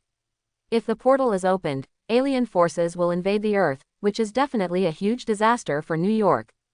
If the portal is opened, although the aliens invading the Earth will definitely be annihilated by various forces on the Earth, the alien creatures that break into the Earth will definitely cause great damage to New York. Ordinary people will definitely suffer heavy casualties. Tony Stark is kind by nature, and he never wants to see this happen." Facing Tony's advice, Sumu was unmoved. He just patted Tony on the shoulder, and then said with a profound voice, "Tony, you are also the next Supreme Sorcerer, you should have a long-term vision. Now that we open the portal, it is not their invasion of us, but the beginning of the Earth's domination of the entire universe." Before Tony could digest the information contained in this sentence, Sumu took a step forward and came to the slowly opening portal. At this time, a large number of Chitauri soldiers had rushed towards the portal. After seeing Sumu suddenly appear, they were first slightly stunned, then showed a cruel smile, and said to their companions beside them, "An Earth human, kill him. Domination of the Earth will start from him." Sumu naturally did not understand the language of the Chitauri, but he could easily know their thoughts from the excited howling of the Chitauri soldiers. He also smiled at the Zetui soldiers. The next moment, terrifying black-red lightning was generated around him, and then gathered at the top of his index finger. Sumu stretched his index finger to the huge portal in the sky. The terrifying black-red singularity on the top of his finger quickly condensed. In the blink of an eye, a black-red singularity the size of a person was formed, and then flew out suddenly. The strong sonic boom shattered the glass several kilometers nearby. Half of the bodies of the Zetui soldiers had just passed through the portal, and before they completely entered the Earth, they were hit by the terrifying black-red singularity. Faced with the huge repulsive force, their bodies, mounts, and guns in their hands shattered at the same time and turned into powder. The black-red singularity destroyed everything along the way and killed all the reunited Zetui soldiers. The hazy blood mist filled the universe, and the first wave of attacks by the Chitauri Legion was wiped out in one blow. After entering the universe, the black-red singularity did not stop, but continued to move forward rapidly. The commander on the Chitauri spaceship in the rear saw this scene and immediately said to the soldiers beside him, "Quick, quick, attack, don't let that weird thing hit the mothership." The Chitauri mothership simultaneously fired a large number of energy rays, hitting the black and red singularity. Facing so many energy rays, the speed of the black and red singularity was obviously slowed down, but it still broke through layers of interception and accurately hit the hull of the Chitauri spaceship. Opening parenthesis. The commander in the command room only heard a huge crash, followed by the sound of steel tearing, and then he saw a huge red warning symbol appear in the center of the spaceship status projection in front of him. Just one attack broke through their defense and caused huge damage to their mothership. Isn't this a backward planet? Where do they get this level of technology? At this moment, the deputy commander on the side reported to him. "Commander, an Earthling flew out of the portal." The commander immediately looked at the portal, and then saw a white-haired, blue-eyed Earthling slowly flying out of the portal. As a cowardly Earthling, he ignored all kinds of deadly radiation in the universe, ignored the expanding air in his body, ignored the severe cold in the universe, ignored the mutilated bodies of other Zeta soldiers around him, and then showed them a hideous smile. This picture reminded the commander of a rumor that has been circulating in the universe in recent years. The Earth is a very scary planet. There are many terrifying existences there, and even the now famous Captain Marvel is from the Earth. At first, he didn't want to believe this rumor at all. How could a cowardly Earthling like Captain Marvel be born? But when he saw the white-haired Earthling in front of him, he began to believe it. At this moment, a soldier beside him suddenly reported to him, "Commander, we detected extremely powerful energy fluctuations from that Earthling. The attack just now seemed to be released by him. What? Walk out of the portal and come to the vacuum environment of the universe. Level 4 energy absorption continuously absorbs the surrounding cosmic radiation and strengthens Suemu's body. The reversal technique constantly repairs his body, allowing him to survive even if he loses oxygen. Unconsciously, Sumu has reached the point where he can survive in the universe with his physical body." He looked at the Chitauri spaceship in front of him, held the communicator beside his ear, and ordered Captain America and others. Charge! Boom boom boom. Just after Sumu gave the order, a spaceship flew out from behind him, carrying several heroes from the original Avengers. At this time, they were symbiotic with the symbiote and rushed towards the Chitauri mothership at a high speed. Quick, quick, intercept them, don't let them get close to the mothership. The commander immediately issued an order. He had a hunch that as long as the spaceship got close to them, something extremely bad would definitely happen. Dense energy rays shot towards the spaceship. Just when the commander thought he was going to destroy the spaceship, he suddenly found that the energy approaching the spaceship was actually absorbed by the white-haired earthling standing on top of it, and could not hurt them at all. The next moment, the spaceship crashed into the Chitauri mothership, and then several symbiotes of different shapes tore through the armor of the space shuttle and walked out from the inside. And behind them was the terrifying white-haired earthling. Tony Stark stared in amazement as Sumu and the spaceship crashed into the strange mothership in the distance. He initially thought that Sumu opened the portal for fun, which was consistent with his impression of Sumu, but he didn't expect that Sumu's fun was even greater than he imagined. He actually directly invaded in the opposite direction and launched an attack on the cosmic forces. Although Tony Stark was a kind person, he had no kind thoughts about invaders who were not of his own race, so he whispered to himself, "Not bad." Then he also flew into the universe. At this time, Tony Stark learned about the many forces in the universe from Kamar Taj, so he had considered the possibility of fighting in the universe very early. At this time, his latest Mark 7 combined with magic could fight in the universe for a long time. When Tony Stark arrived at the Chitauri mothership, the battle here had reached its climax. After symbiotic with the symbiote, Captain America and others gained some of the power of the Hulk. Facing the Chitauri who were holding energy guns and shooting at them continuously, they rushed over suddenly, and each attack could tear a Chitauri to pieces. Among them, the most outstanding one was Hulk. The riot that symbiotic with him absorbed the talent of Loki Frost Giant, and each attack at this time contained frost characteristics. The physical fitness of the Hulk plus the frost ability of the Frost Giant, the Hulk was undoubtedly greatly enhanced. Facing such a ferocious beast, the Chitauri soldiers shot at the Hulk frantically, but those energy rays could only hurt a layer of symbiote on his body after hitting the Hulk's body, and could not cause any damage to his own body. They could only watch the Hulk rush over and tear them to pieces. Although the Hulk was enough to scare the Chitauri, the one who frightened them the most was the white-haired earthling at the end. He was obviously the leader of this group of earthlings, and he was also the most powerful one.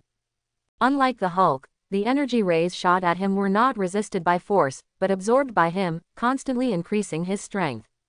In addition, even on the battlefield, he was not stained with a trace of dust, all smoke and blood were repelled from his body, and then could not move forward. What is more terrifying is that he never actively attacks, but when the Chitauri soldiers approached him within 5 meters, they would be cut into pieces by invisible slashes, and even the whole body could not be left. The 5-meter reversal around this earthling was like an invisible black hole, constantly devouring the lives of all those who approached. He was far more frightening to the Chitauri than the Hulk. When Tony Stark came, he saw the scene in front of him. When the Chitauri faced Sumu, they were slaughtered crazily. Obviously, they were the invaders and powerful hunters, but at this time they became prey and had no power to resist. Tony Stark looked at the strange sticky creatures on Captain America and others, and asked Sumu, "What are Captain America and others like? It seems to be some kind of creature." Sumu walked on the battlefield, just like walking on the most beautiful cherry blossom path, careless and extremely comfortable. The attacks from the Chitauri could not hurt him at all. At this time, he heard Tony Stark's question, and he explained. Symbiotes, symbiosis with the host can copy the host's abilities and enhance the host's physique. Do they have consciousness? Looking at the several symbiotes in front of him, Tony Stark immediately discovered that this symbiote actually has strong intelligence. Yes, give you one. I have mastered the birth method of symbiotes at this time. Although it cannot be mass-produced, it is still easy to provide you with a few. Tony Stark looked at the symbiotes in front of him curiously, and nodded when he heard Sumu's words. Thank you, I think I can find inspiration for nanotechnology from them. In the mothership control room, the commander looked at the Earthlings who were getting closer and closer to them in the radar projection, with a look of fear on his face. He really couldn't figure it out. It was obviously a planet with low civilization now. Why did it suddenly develop to such a point? He asked the soldier beside him, "Do you know the identity of the white-haired Earthling?" The soldier immediately replied, "We learned from the database of the Earth Network that the name of the Earthling is Sumu, a level 5 mutant. He has extremely powerful power, I even suspect." "Why did you stop? Keep talking." The soldier trembled and said, "I even suspect that he is stronger than Lord Thanos." The commander suddenly turned his head and looked at the soldier who had just spoken. "What did you just say?" The soldier was frightened by the commander's ferocious expression and even stuttered. "I suspect he is more powerful than Lord Thanos. I found in the database of an organization called Shield on Earth that a powerful warrior of the Eternal Clan, who was the same as Lord Thanos, died at the hands of Sumu, and it was a crushing victory for the Earthling named Sumu." The commander stopped talking. He finally understood what kind of monster he was going to face. This was a war doomed to fail. He immediately said to the soldiers, "Notify Lord Thanos and ask them for support quickly." Yes. On a planet where half of the creatures were slaughtered, the flames of war continued to burn, but as time passed, even the most vigorous flames were almost extinguished. In a camp, Ebony Maw received a message from his men that the Chitauri sent them a distress signal and claimed that there were extremely powerful humans on Earth. Upon hearing this news, Ebony Maw initially thought that it was the Supreme Sorcerer who took action, but when the Chitauri sent him the image of that person's appearance, he immediately knew that it was not the Supreme Sorcerer. This made him feel relieved. The Supreme Sorcerer and Lord Thanos are both powerful people at the same level. If it was the Supreme Sorcerer who took action, it would be troublesome. Now that it is not the Supreme Sorcerer who took action, there will be no problem. However, as a loyal subordinate, he still informed Thanos of this matter, and then Thanos replied to him. "Send General Corvus Glaive, Proxima Midnight and Black Dwarf to kill those Earthlings, and by the way, slaughter all the Chitauri. This group of useless trash has lost its due value." Yes, at this time, because in the space environment, the reversal technique needs to be used continuously to restore cells that are constantly damaged due to lack of oxygen, the experience of the slow reversal technique is rapidly improved. Finally, when Captain America and others are about to break through the control room of the Chitauri mothership, different prompts from the system sounded. Reversal technique experience +1. Congratulations, your skill reversal technique has been upgraded. Reversal technique LV3 1/1000th. It turns the negative energy of the cursed power into positive energy, has a strong healing effect, and can be used on others. The reversal technique was upgraded again. Sumu used the space blade to make a wound on his palm. The wound healed immediately under the action of the LV3 reversal technique. At this time, the recovery speed of the wound is several times higher than that of LV2. If the recovery speed of LV2's reversal technique is similar to that of Wolverine, the recovery speed at this time has completely surpassed Wolverine. If Sumu had continued to use the reversal technique, he would have achieved immortality at this time. For him at this time, there is no pressure to continuously activate the reversal technique in the unlimited technique. And in addition to the increase in recovery speed, the LV3 reversal technique can already be used on others. According to Suemu's guess, the LV4 reversal spell will undergo a huge transformation. Under the action of the reversal spell, he is likely to be able to reverse his own state, from immortality to being able to reverse his own time, and change his physical condition to that of a young child. Adjust at will between age and old age. Of course, this ability can also be used on other living creatures, and even on inanimate objects. After the reversal spell reaches level 4, it should be possible to forcibly strip the reality gem from Jane Foster's body. Closing the system panel, Sumu looked forward. At this time, the Hulk, who had the physique of a frost giant, rampaged among the Chitauri soldiers, constantly tearing their bodies apart. Captain America and others behind the Hulk kept killing the Chitauri soldiers missed by the Hulk. As they continued to approach the mothership control room, no Chitauri soldiers could survive. The Chitauri soldiers tried their best to stop them, but they could not affect Sumu and the others at all. Within a moment, Sumu and the others arrived in front of the command room. Boom! With a loud noise, the metal door of the command room was blasted open by Hulk's punch. Sumu and others slowly walked into the command room. At this time, Commander Chitauri hid behind the remaining soldiers in a sullen manner, and warned Sumu, who was obviously the leader of the Earthlings. Earthlings, I am the vanguard of the Mad Titan. We have sent a distress signal. The terrifying Black Legion is about to arrive. If you leave here, I can forget your previous offenses. Sumu seemed not to have heard anything and walked towards Commander Chitauri. When he saw the terrifying Earthling approaching him quickly, Commander Chitauri immediately showed a look of panic on his face, and he shouted in panic. He ordered to the soldiers in front of him. Shoot, shoot, kill him for me. A large number of energy rays were shot from the high-tech firearms and then hit Suemu's body, but these energy rays could not cause any harm to him and only provided him with a few energy points. In the dense energy beam and in the desperate eyes of the Chitauri soldiers in front entered a distance of 5 meters around Sumu. The body of the Chitauri soldier at the front was immediately cut in half. Just as the upper body was dislocated and had not yet slipped, it was immediately cut into 4 pieces from top to bottom by the next slash. Then intensive slashes enveloped the Chitauri soldiers, completely cutting their bodies into pieces. A hazy blood mist floated in the command room, but they were unable to get even close to Sumu and were repelled 5 meters away. When Sumu came to the Chitauri commander, all the Chitauri soldiers were dead, leaving only the lonely commander. Facing the terrifying Earthlings in front of him, under the intense fear and despair, his emotions got out of control as expected. Don't come here, you monster. He attracted a machine that looked like an earphone from the table nearby and put it in his ear.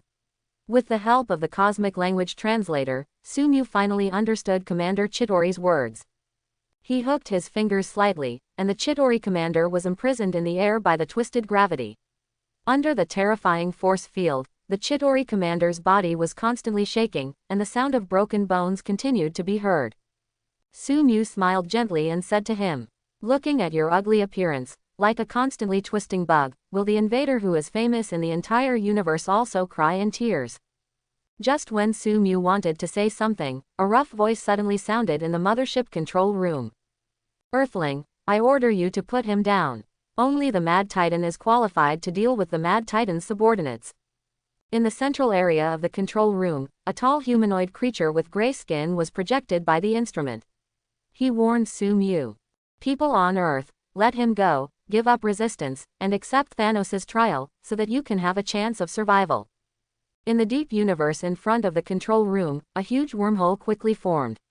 A mothership several times larger than the Chitauri mothership flew out of the wormhole. In the control room at the top of them, the Deathblade the General, Proxima Centauri, and Black Dwarf saw the figures of the Earthlings who had breached the Chitauri mothership through projection. When Black Dwarf issued a notice to the people on Earth, General Deathblade was talking to his wife Proxima Centauri. The Chitauri are such a bunch of trash, they were defeated by the natives of Earth. But even if the Chitauri are useless, they are still Lord Thanos' subordinates. If they attack Lord Thanos' subordinates, the cowardly people of Earth must pay the price. Quote, Proxima Centauri on the side also said, "We will use our blood to tell the people on Earth what will happen if we provoke Thanos' army." They don't think that the cowardly people on Earth can resist the attack of Thanos' Black Legion, or even think that the people on Earth dare to resist them. Unlike the Chitauri Legion, the Obsidian Legion is the core legion of the Thanos Legion, with a combat power far superior to that of the Chitauri Legion. They believe that the people of Earth will make a rational choice, give up resistance, and wait for the judgment of the Mad Titan. However, while they were chatting, Black Dwarf, who was talking to the Earthlings, suddenly roared, "No, you bug, I must tear you to pieces." Then they heard Black Dwarf say to them, "That Earthling rejected us and killed the Chitauri commander. He even challenged us to fight against the Great Obsidian Legion." When General Grim Reaper and his wife heard what Black Dwarf said, they also showed anger on their faces. They dared to challenge the Obsidian Legion. It seems that the ignorant Earthlings do not know the reputation of the Obsidian Legion. But even if they don't know, the Obsidian Legion still cannot tolerate provocation. It seems that it's time to let the Earthlings understand the fear of being dominated. Attack the Chitauri mothership and turn the Earthlings on it into cosmic dust. Under the command of the undead general, the energy light cannon on the spacecraft was charged at a high speed. After a short period of energy storage, the terrifying energy light cannon suddenly shot at the Chitauri mothership. Watching the energy beam streaking across the deep universe and flying towards the Chitauri mothership at high speed, the three generals of the darkness smiled brightly at the same time. Just when the three generals of the darkness thought that the Earthlings would be turned into cosmic dust along with the Chitauri mothership in the next moment, they suddenly discovered that the terrifying energy beam had stopped in front of the Chitauri mothership. In front of the energy beam, a white-haired Earthling blocked the terrifying energy beam cannon with one hand, preventing it from advancing an inch. Chapter 51. Time went back to a few minutes ago.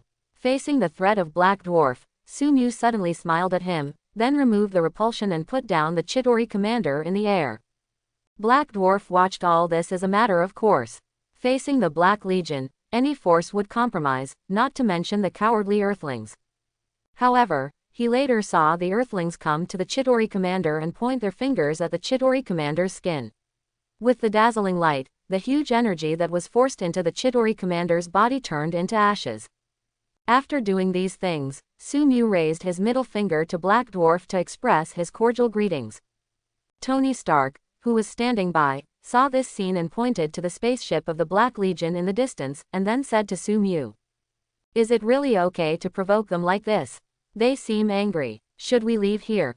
Through the glass of the control room, the spaceship in the distance can be clearly seen. After Sumu raised his middle finger, the communication with the spaceship in front was interrupted, and then the main gun of the spaceship in the distance began to charge, and it was obvious that it was going to attack the Chitauri mothership. While checking the detection results of Mark 7, Tony said to Sumu, "The energy output of their attack this time is no less than a nuclear bomb explosion, and it is a continuous energy beam. We can't stop it. I suggest that we return immediately and ask the Supreme Sorcerer to help her resist the Thanos Legion."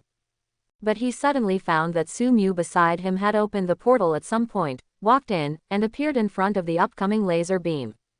He immediately asked loudly, "What are you doing? Come back quickly. Even if you can withstand a nuclear bomb explosion, you can't withstand the energy beam of a spaceship.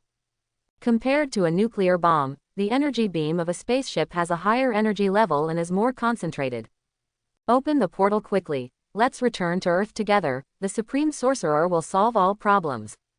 Before he finished speaking, the terrifying energy beam shot out from the main gun of the spaceship, instantly crossing a long distance and arriving in front of the Chitauri mothership. Compared with the thick energy beam, Sumu, who was blocking him, was like an ant trying to stop a car, and was about to be crushed to death in an instant. Tony immediately opened a portal, wanting to bring Sumu back and teleport to Earth. Even if combined with magic, the power of Mark armor was greatly enhanced, but it still couldn't shake Sumu at all. At the moment when the two were frozen and delayed, the energy beam in the distance had arrived and was about to cover Sumu and the others. Tony Stark shouted loudly. No, he wanted to release the portal, but it was too late. The next moment, the energy ray hit them instantly. Tony Stark could only pray that Mark armor and Suemu's physical fitness could withstand the energy ray for a moment, so that they still had a chance of survival. But when the energy ray came into contact with Sumu, it suddenly stopped. Tony Stark looked at this scene in shock and said in disbelief, "What happened?" Sumu stretched out a hand to block the energy ray, and then those terrifying energy rays could not get close at all. Tony saw Sumu turned back and smiled at him. "We are all Supreme Sorcerers, so you should be calm. You and Captain America are waiting for me here. I will be back soon." As soon as he finished speaking, he saw Sumu forcibly resisting the energy ray and moving against the current towards the direction of the distant spaceship at a high speed.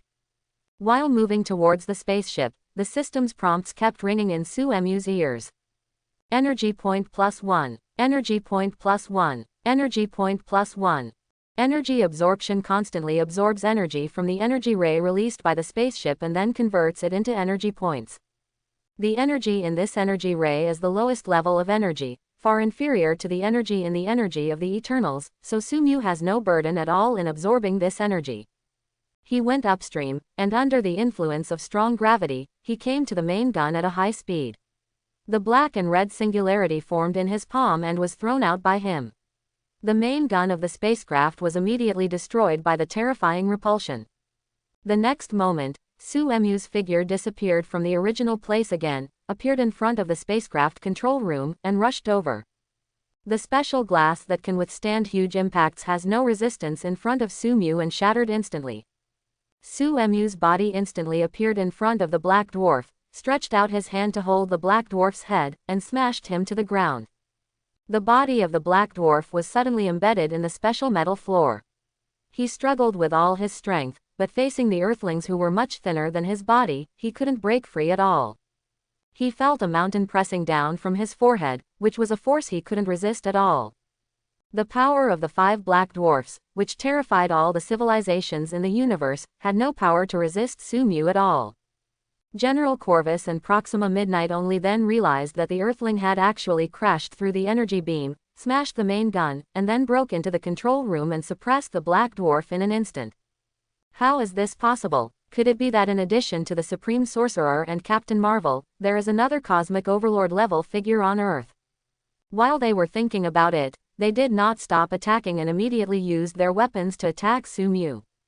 But they found that Sumu ignored their attacks and instead flashed black and red lightning in his hands. The next moment, when the attacks of General Corvus Glaive and Dark Knight Proxima fell within 5 meters of Sumu, they could no longer advance. Under the effect of the black flash, the head of Black Dwarf, which could withstand energy rays without any damage, was crushed by Sumu. Standing up, using the unlimited technique to peel off the blood in his hands, Sumu looked at the 2 people in front of him who were facing a great enemy and smiled gently. "You want me to surrender?" General Corvus Glaive and the other 2 looked at each other and immediately separated to attack Sumu from 2 lines of defense. General Corvus Glaive took the lead and swung the war blade that was said to be able to cut atoms and slashed at Sumu. But even though the war blade in his hand could cut atoms, it still could not advance a bit when facing the unlimited technique. Sumu stretched out his hand and the terrifying repulsion casually knocked General Corvus Glaive away. The huge force made him break through the wall and fly out of the control room.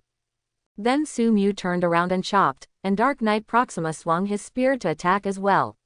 However, the spear, which was said to be able to swing at the speed of light, still could not break through the defense of the unlimited spell. Seeing the strange scene in front of her, Dark Knight Proxima finally showed fear in her eyes. Even when facing Lord Thanos, she had never felt such a strong sense of oppression. Looking at the white-haired earthling in front of her, she asked, "Who are you?" But obviously Sumu did not answer her thoughts. His figure suddenly disappeared from the spot and appeared in front of Dark Knight Proxima. The singularity in his hand flashing black and red light hit her head at close range. The next moment, her head was instantly shattered, a lot of blood splattered, and a huge pit appeared in the floor below her original head. General Dark Knight also rushed over again at this time. He had just rushed into the control room and saw his wife died tragically. "No!" he roared in grief, and then rushed towards Sumu like a moth to a flame. General Corvus Glaive was extremely sad, his face was distorted violently, his ugly appearance was even more embarrassing, and it formed a huge contrast with Sumu who was still smiling gently. The war blade tore through the air and slashed towards Sumu with a huge whistling sound. But this attack that could easily break through the Hulk's defense stopped 5 meters in front of Sumu. Looking at General Corvus Glaive who kept making unknown angry calls in front of him, the gentle smile on Suemu's face gradually deformed and began to be happy. He deliberately lowered the distance of the unlimited spell to create the illusion that the defense was being broken by General Corvus Glaive's attack, and said slightly exaggeratedly, "It's so scary, you're about to cut me, don't come over." General Corvus Glaive, who was drowned in rage and hatred, naturally did not notice the teasing in Suemu's eyes. When he saw the enemy who killed his wife getting closer and closer, his face gradually showed excitement. "We can win. His defense is not truly invulnerable." General Grim Reaper swung his glaive quickly, stirring up a gust of wind in the control room. After each swing of his glaive, Sumu would simultaneously reduce the range of the unlimited spell, and soon General Grim Reaper arrived in front of Sumu. Seeing that he had finally arrived beside Sumu, General Grim Reaper could no longer suppress the excitement on his face, and he shouted loudly, "Lowly Earthling, go to hell." Looking at the glaive approaching him rapidly, Sumu cooperated with a horrified smile, and at the same time seemed to be in a panic, and at the same time, he stretched out his palm seemingly randomly to resist the attack of the glaive. Seeing this scene, General Grim Reaper could already foresee the scene of the glaive in his hand cutting off Suemu's arm and then splitting him into two. The revenge for killing his wife will be avenged soon.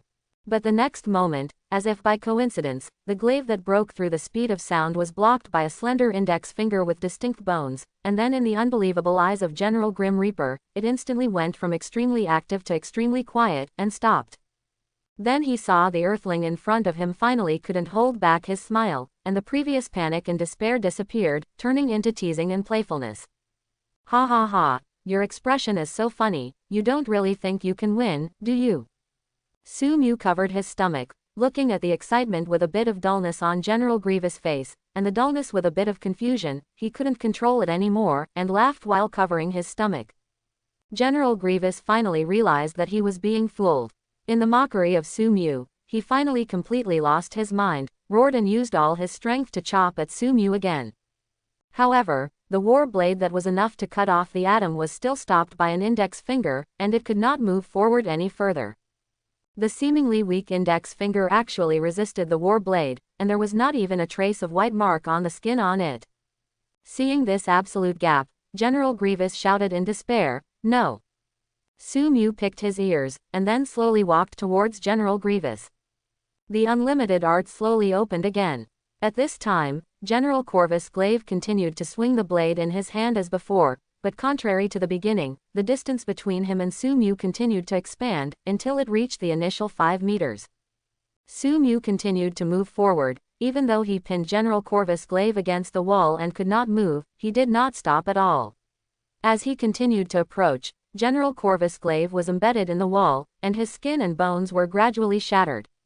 The metal wall behind General Corvus Glaive could not achieve this degree alone, but Sumu also exerted repulsion on the wall at the same time. The reason why General Corvus Glaive's body was shattered at this time was better to say that it was the result of the collision of two repulsive forces in opposite directions. Under the strong pressure, General Grim Reaper's body quickly collapsed, but he had the ability to heal quickly.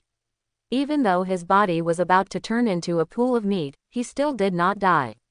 He could even vibrate the remaining organs to speak. Ha ha ha, you can't kill me, but I will kill you one day.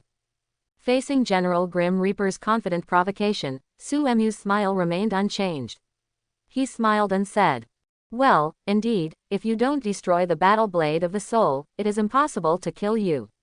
Your body will regenerate infinitely, and even with the help of the battle blade, you can be resurrected infinitely." The arrogant smile on General Grim Reaper's face froze. "How do you know my ability?" But soon he showed an arrogant smile again. "But what if you know? My battle blade is indestructible, even Lord Thanos can't destroy it, let alone you." Really, using gravity, he attracted the battle blade lying on the ground in the distance, and then held the battle blade in his hand with force, accompanied by black and red lightning. Even if he used black flash, he couldn't destroy the battle blade. Seeing this scene, the smile on General Grievous' face became even more rampant. "How can a mere earthling destroy my war blade? Stop dreaming." Faced with his provocation, Sumu was not angry at all, but looked at him mockingly. "I have encountered too many things that are said to be indestructible, the most representative of which is the destroyer armor from Asgard. I wonder if your war blade is tougher than Odin's destroyer armor."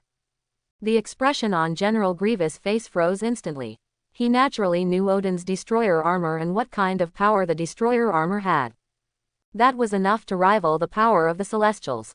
Even if he was confident in his war blade, he did not think that his war blade could match the destroyer armor.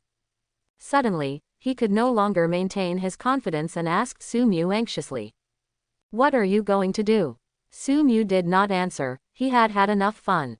He held the blade of General Grim Reaper and exerted force again, but unlike before, first the azure light condensed in his palm, followed by the black and red light.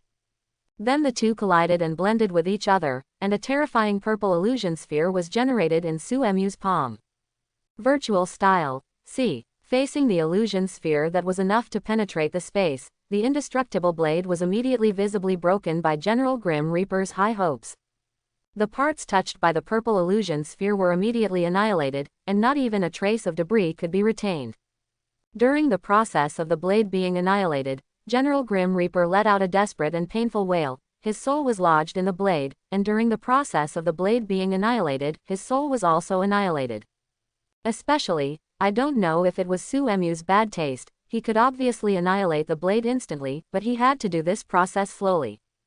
Finally, after a few minutes, General Corvus Glaive's painful wails stopped, and he kept squirming in the repulsive field. His flesh and blood that were trying to recover also stopped moving, and he fell into absolute deathly silence. General Corvus Glaive, the most powerful of the 5 Dark Lords, the #1 general under the so-called immortal Thanos, was easily killed by Sumu. Sumu activated the energy in his body, and under the precise control of his 6 eyes, he instilled it into the corpses of the 3 dead blade generals. Under the burning energy, his corpses were reduced to ashes along with the splattered broken flesh and blood. After disposing of the corpse, through the 6-eye perspective, Sumu discovered that many soldiers of the Black Radiance Legion were rushing towards him. As the most elite force under Thanos, even though their leader was dead, even though they knew they were invincible, they still charged towards the enemy. Facing so many enemies, if it were before, Sumu might have used all his strength to send them on their way using the virtual Xing, but now he had a better idea to subdue the Black Legion without destroying the spaceship. After all, he still has a use for this spaceship, but he can't completely destroy it. When the soldiers of the Black Legion were about to approach him, he stretched out his right hand, raised his index and middle fingers, and then wrapped his middle finger around his index finger. After completing the simple preliminaries, he said calmly, "The field unfolds, infinite space. The energy in the body is completely boiling, quickly converted into pure magic power, and then consumed immediately. Endless information envelopes the entire spaceship, and any living thing inside is pulled into the infinite inner side and is forced to undergo countless repeated perceptions and conductions, producing a large amount of useless information." The moment the domain unfolded, all the soldiers of the Black Legion stopped and stopped moving. Seeing the scene in front of him, Sumu showed a bright smile, and then his body instantly disappeared from the place and appeared 5 meters away. He kept flashing, coming to the side of the Black Legion soldiers one after another, and pouring energy into the bodies of the Black Legion soldiers. As Suemu's figure continued to flicker, rays of light erupted inside the spaceship. It was the light that erupted from the bodies of the Black Legion soldiers, turning them into ashes. The energy needed to kill the soldiers was just a drop in the bucket for Sumu. Even the energy from the energy rays of the spaceship he had absorbed was enough to turn all the soldiers into ashes. With the continuous use of the LV-4 unlimited teleportation ability, Sumu passed through all areas of the spaceship in a short time like a ghost, and finally returned to the control room again. In a short period of time, all the soldiers of the Black Radiance Legion were wiped out by him, leaving nothing but a few remaining ashes. In the control room, Sumu paused for a moment. The physical load caused by the continuous space jumps was quickly recovered under the action of the reversal technique. In an instant, he was back to his peak state again. After all the enemies were dealt with, Sumu opened the portal to the Chitauri mothership, allowing Tony and others to enter the spacecraft named Temple 2. He asked Tony, who had just entered Temple number 2 and kept looking around. "Tony, do you have any way to control this ship?" Tony first said confidently, "Of course, standing in front of you is the greatest inventor. There is nothing I can't do. But what about the other people in this spaceship? Why didn't I see them? It was resolved just now." What? In Thanos' other spaceship, Temple 1, as time passed, Thanos became more and more irritable, and he asked Ebony Maw, "Why haven't Deathblade and the others come back after so long?" Ebony Maw was equally puzzled, and he said to Thanos, "I will ask Deathblade and the others." Ebony Maw dialed the communication of Temple number 2, but because the communication device was destroyed by Sumu and was being repaired by Tony, his communication was destined to be unable to be dialed.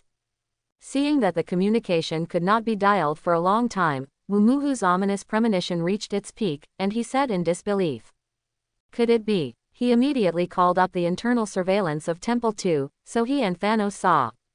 "I saw the white-haired Earthlings going upstream against the energy beam, the black dwarf whose head was crushed, the dark star Proxima Centauri whose upper body was annihilated by the terrifying repulsion, and the body that was squeezed by the terrifying repulsion that kept collapsing and reorganizing. Even the last indestructible war blade was destroyed by the terrifying purple sphere." Ebony Maw fell silent, as did the Mad Titan, who frightened the entire universe. Because of his anger, Thanos' wrinkled face was completely distorted, but he knew that he could not go for revenge at this time. Just the combat power shown in the picture, the Earthling who could easily destroy the Deathblade General's blade was already comparable to him, or even surpass him. Besides, this is just what the Earthling showed. It is obvious that he hides more, and General Deathblade and others cannot let him use his full strength. In the dead silence, the anger on Thanos' face gradually faded and turned into calm. He could not go for revenge immediately, he still had a greater mission to do. So he could only say helplessly to Ebony Throat, "Go all out to find the Power Stone. Only after we get the Power Stone can we invade the Earth." Facing this terrifying white-haired Earthling, even the Mad Titan, who has frightened all the major forces in the universe and acted unscrupulously, killing countless creatures, has to stay dormant. "Without him, I can't beat him. Thanos, give in." Sumu was very happy to hear Tony's reply, and then asked him to repair the spacecraft control room and teach Black Widow and others how to control the spacecraft. From now on, this spaceship will serve as the base for the Sudan Bureau for a long time. If it is to be the base of the Sushield Bureau, then the name of the spaceship will have to be delayed. Temple number 2 is obviously not suitable. Sumu thought for a moment and finally decided on the name of the spaceship, which is called Ark. The savior ship that brings peace to the major forces in the universe in the future. Leaving Tony and others in the spaceship, Sumu opened the portal and returned to the top floor of the Stark building. He came to the portal generation device, and the mind gem flew out of the pocket space. A large amount of energy wrapped Sumu's arm with the mind gem as the center. Sumu suddenly stretched out his hand, passed through the extremely solid energy shield, and then took out the space cube. Feeling the huge space energy contained in it, Sumu's fingers exerted a little force, and in the black and red electric current, the space cube was completely crushed by him, revealing the blue cosmic stone hidden in it. Under the effect of the unlimited technique, the two cosmic stones slowly rotated with Sumu as the center, and huge energy was infused into Sumu's body from the inside of the cosmic stone. Energy point +1. Energy point +1. Energy point +1. The system prompts kept ringing in his ears. After Sumu's body reached its limit again, he had absorbed a huge amount of energy. These energies plus the continuous accumulation in the past few days have greatly improved the template fusion degree. Template fusion degree, 91%. The template fusion degree is about to reach 100%, and the next character template will be unlocked soon. Sumu's mouth curled slightly, and he felt happy, but there was something that could make him feel even happier. He opened the portal and entered the space carrier. He said to the very skilled Agent Hill, "Tell me where the major generals of the military are now." After establishing the shield, Sumu ordered Agent Hill to use all resources to find the whereabouts of the generals who had participated in the plan to encircle him. Sumu is not a big-hearted person. He did not retaliate when he was maliciously hurt. The reason why he spared the lives of those generals before was that he did not know their specific locations. Now with the resources that originally belonged to S.H.I.E.L.D., it is easy to find the whereabouts of those generals. Not long after, Agent Hill handed Sumu a tablet computer with red marks all over the map on it. These red marks are the current locations of those generals. Looking at these marks, Sumu smiled brightly, and he was going to return the gift. In a hidden military base, the general in charge of this military base was attending a meeting in the conference room. This is also the third meeting held by the military against the White Devil. The goal of previous meetings was undoubtedly such a big event as disputes with other countries. There has never been a meeting for a single person, but for the White Devil, they have held several meetings, which has never happened before. And more importantly, the perfect plan they formulated in the meeting to encircle and suppress the White Devil all failed, and could not cause the slightest impact on the White Devil. Since World War II, the United States has not experienced such a major setback. At the meeting, the highest-ranking general asked Colonel Stryker, who was in charge of the Sentinel project. "Colonel Stryker, how is the development of the Sentinel robot going?" Although he was the lowest-ranking person in this secret meeting, Colonel Stryker attracted everyone's attention as soon as he opened his mouth, because the Sentinel project he was in charge of would be their only hope in the future. According to the style of the White Devil, it is impossible to give up revenge on them, So if the White Devil is not killed as soon as possible and allowed to grow, then they will be the only ones to die.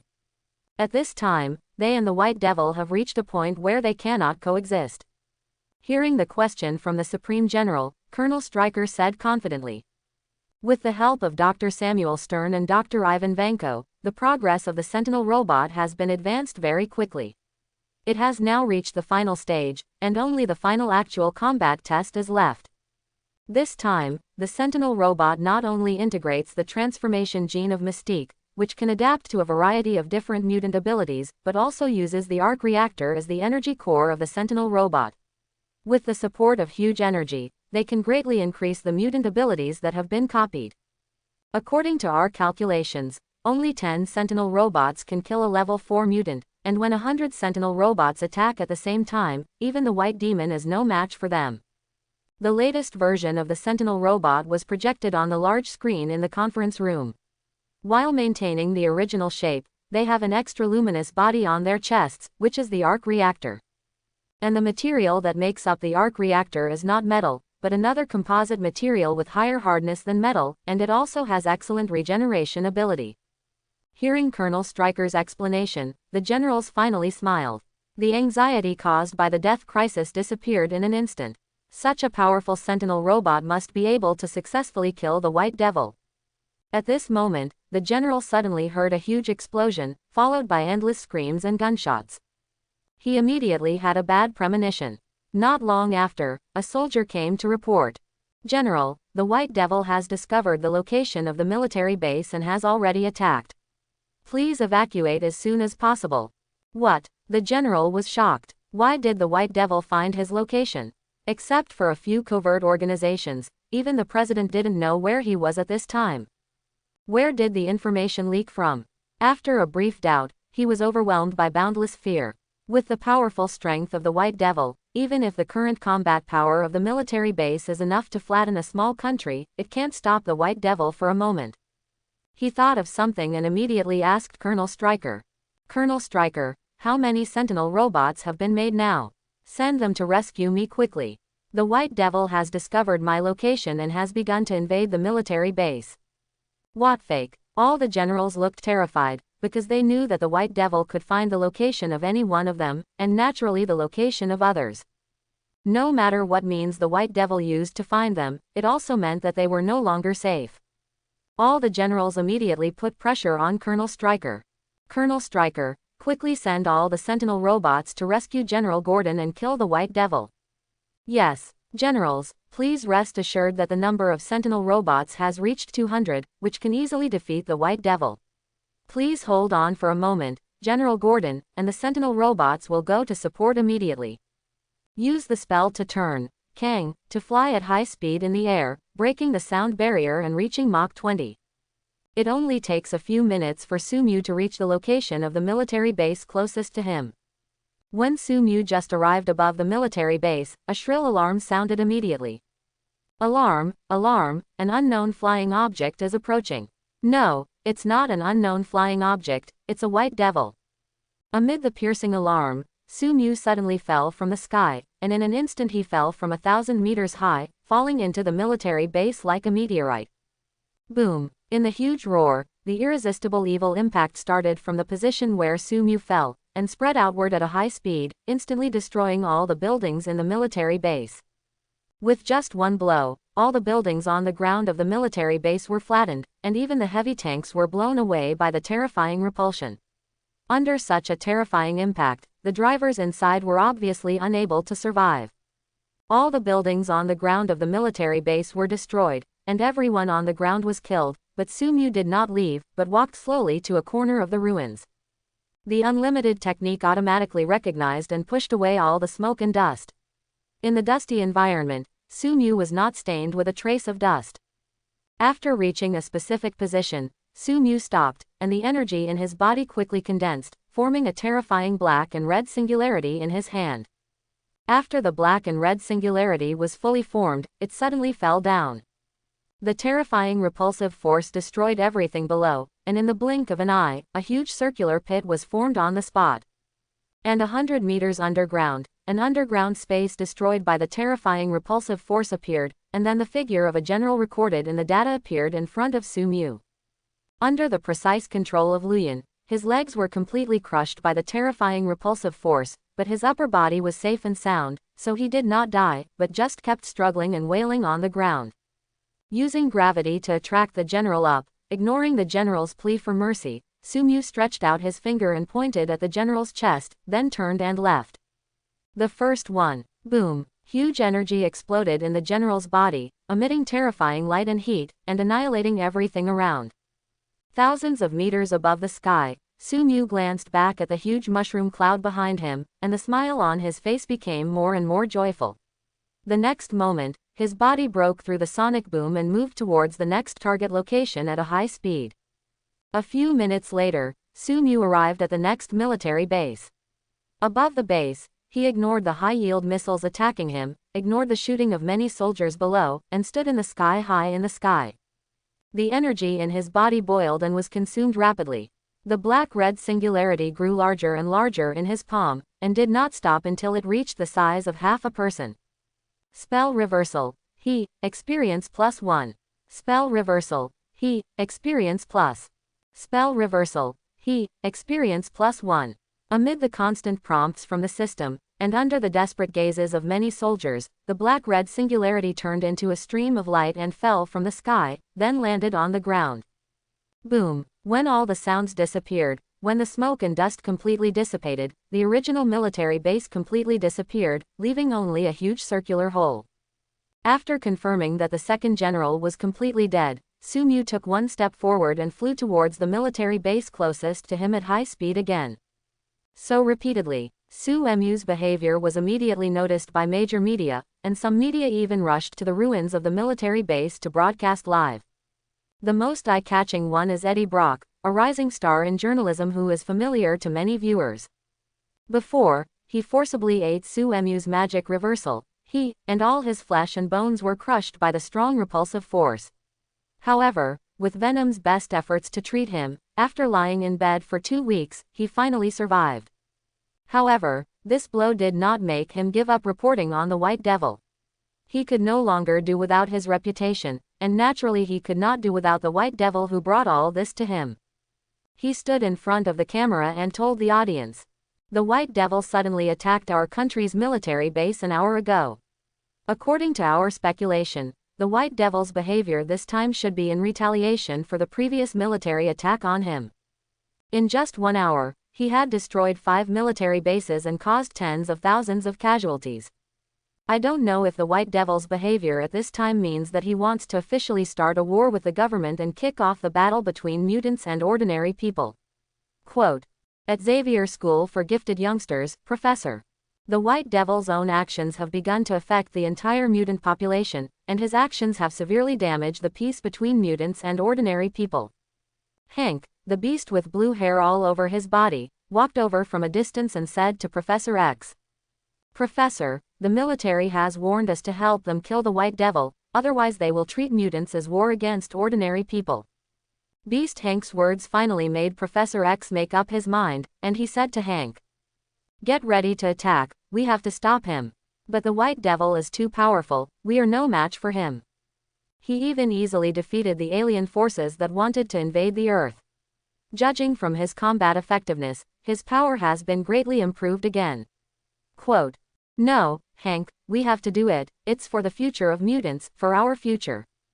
Under Professor X's persuasion, Beast Hank finally agreed to send a message to all the X-Men. Afterwards, Eddie Brock, who was reporting on the ruins of another military base on the plane, received an official summons. He immediately turned to the camera and said to all the viewers watching the live broadcast, "Please don't worry, the X-Men have informed us that the destruction of the military base is the White Devil's own intention, not the mutants' intentions. A war between mutants and humans will not break out." And the X-Men also stated that they would join the military in encircling and suppressing the White Devil and killing it completely. The military also stated that they have acquired enough weapons to defeat the White Devil. It is absolutely impossible for the White Devil to escape this time, and he will eventually be eliminated. Quote. After seeing Eddie Brock's report, various voices on the internet were boiling. First of all, there are supporters of the White Devil, but most of them are outsiders who are afraid of being liquidated in a world ruled by the White Devil. They said this on the internet. I will always support the White Devil, he will defeat the incompetent military and government. But secretly they long for the death of the White Devil.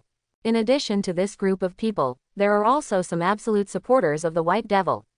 Except for a small number of fanatical ordinary people, most of them are mutants, and most of them have been more or less persecuted by the authorities. They kept making comments online.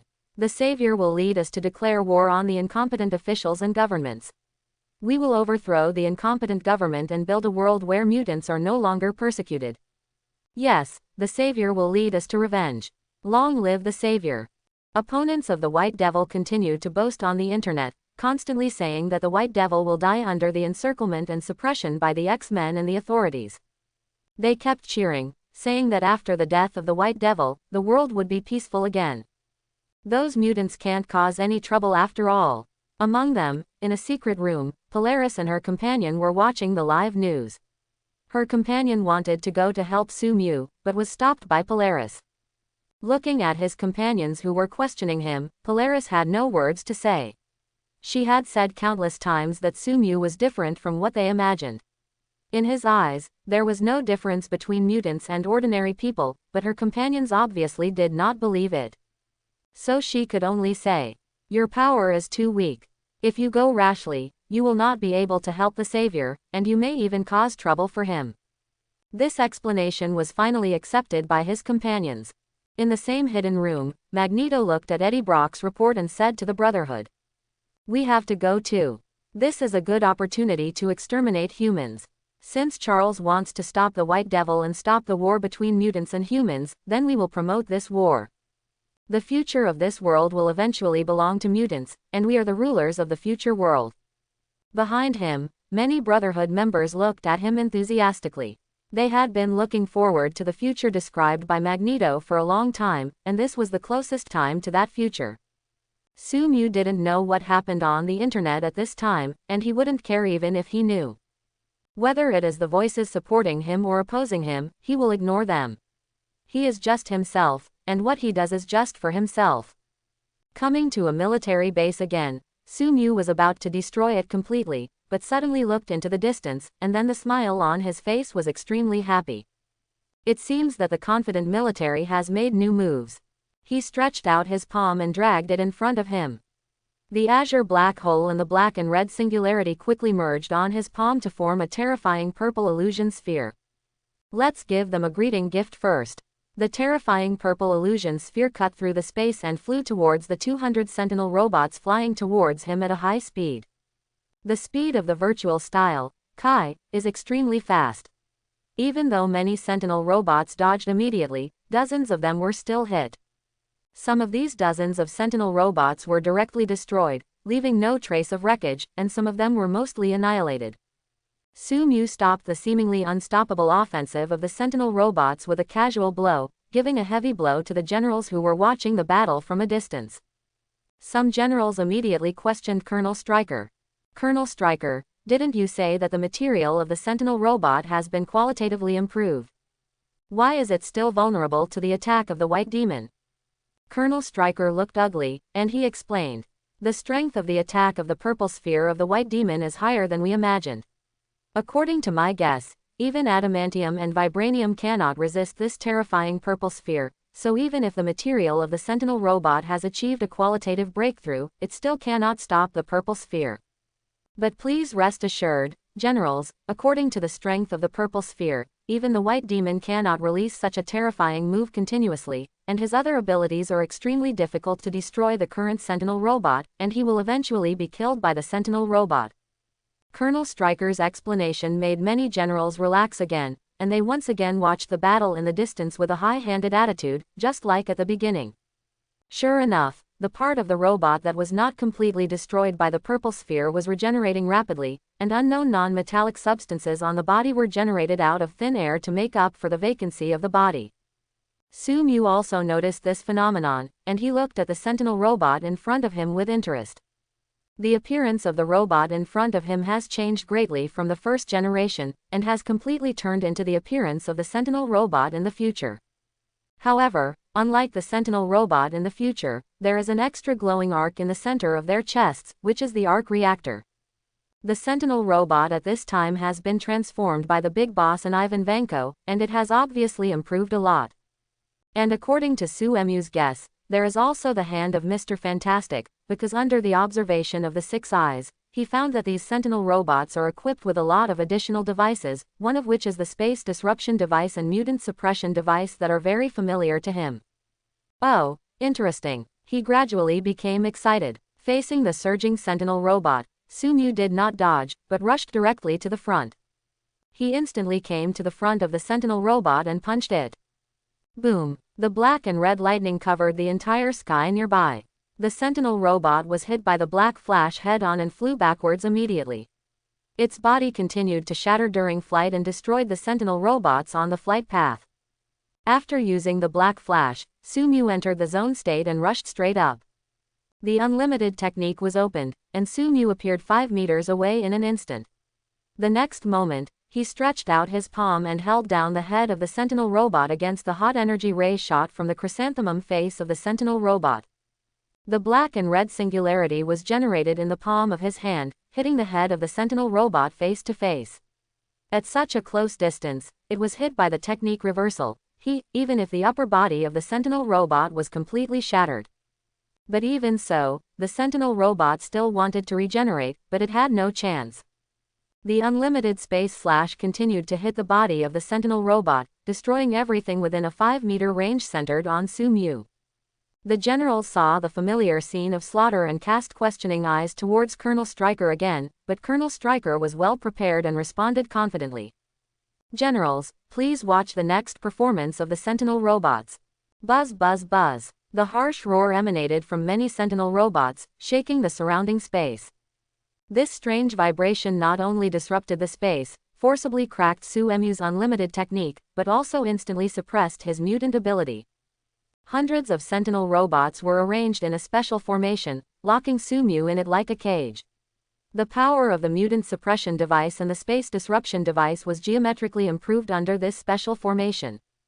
If other mutants encountered this situation, it would be impossible to resist. Even Sumu's mutant ability was suppressed when the suppression device was just activated. However, at this time, the Six-Eye skill had reached level 4, and the accuracy of energy control was also exponentially improved compared to the original. At the moment when the suppression device was just activated, he completely adapted to the current situation. However, he did not show it, but let his body fall, allowing hundreds of Sentinel robots to attack him together. Not only because these attacks could not hurt him at all, but also because the system suddenly sent a prompt. Spell forward, Kang, experience +1. Congratulations, your skill spell forward, Kang, has been upgraded. Spell forward, Kang, LV4 1/5000th create a strong suction force, turn the distance between multiple objects into negative infinity, create a small black hole, and the extreme repulsion is enough to compress the space. When using spell forward, Kang, to fly, the experience of spell forward, Kang, has been continuously improved. Until now, spell forward, Kang, has finally been upgraded again. In addition, this upgrade has an additional new change, that is, the teleportation of the spell, Kang, is no longer a very high-speed movement, but a real space jump. The increased gravity can distort the time and space of the two places and overlap the space of the two places. Although it is not as good as the absolute control within the range of the unlimited spell, it is enough to greatly enhance Sumu's speed. And the gravity is increased several times again, which undoubtedly makes the spell, Kang, a skill that has been gradually eliminated as Sumu's strength increases, play a huge power again. When the sharp arms of many Sentinel robots were about to pierce him, when many generals and Colonel Stryker showed extreme joy and thought that the White Devil was finally going to be killed, Sumu's body went from extremely active to extremely quiet, and stopped in an instant. He looked up at the sky, looking at hundreds of strengthened Sentinel robots, with a hideous arc at the corner of his mouth, and said with a bad taste. Earth-shattering star. Boom. A huge azure vortex quickly emerged in front of Sumu, and then sucked everything in. Whether it was the sentinel robots that used sharp arms to attack him, or the scorching energy rays, or even the surrounding sunlight from the sun, they were all attracted by the terrifying gravity and could not escape. The azure vortex gradually turned into dark blue, and the color continued to deepen until it turned into dark blue, like a real black hole swallowing everything around it. Under the disbelief of the generals and Colonel Stryker, the ground was torn apart by the powerful gravity, and the military base below was instantly destroyed. The buildings on the ground and the rocks below were also sucked into the terrifying black-blue black hole.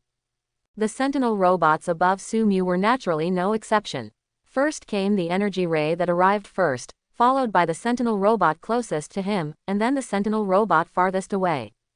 During this period, the sentinel robots farthest away obviously found something strange, and they immediately fled far away, but even if they kept changing their forms, no matter what kind of mutant abilities they used, they could not escape the range of gravity and were constantly pulled towards the terrifying black-blue black hole by the powerful gravity. After a while, a huge sphere appeared above the military base, and a large number of sentinel robots exposed on its surface kept struggling. They either transformed their own forms into ice, or into fire, or into other substances, but no matter how they kept changing, they could not escape from the powerful gravity. Facing gravity, one of the four fundamental forces of the universe, even if the sentinel robots have multiple mutant abilities and can enhance these mutant abilities through the arc reactor, it still has no effect. Seeing this scene, the generals who watched the battle through the surveillance satellite could no longer sit still. The previous calmness and composure disappeared, just like the first encirclement of the White Devil. When they saw the White Devil walk out of the nuclear bomb, their mood also underwent such a similar reversal.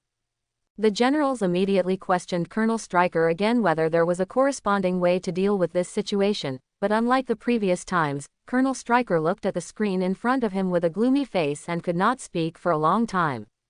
Seeing this, the generals suddenly turned pale, and the smart ones had hung up the communication, evacuated the military base, and went to other places for refuge.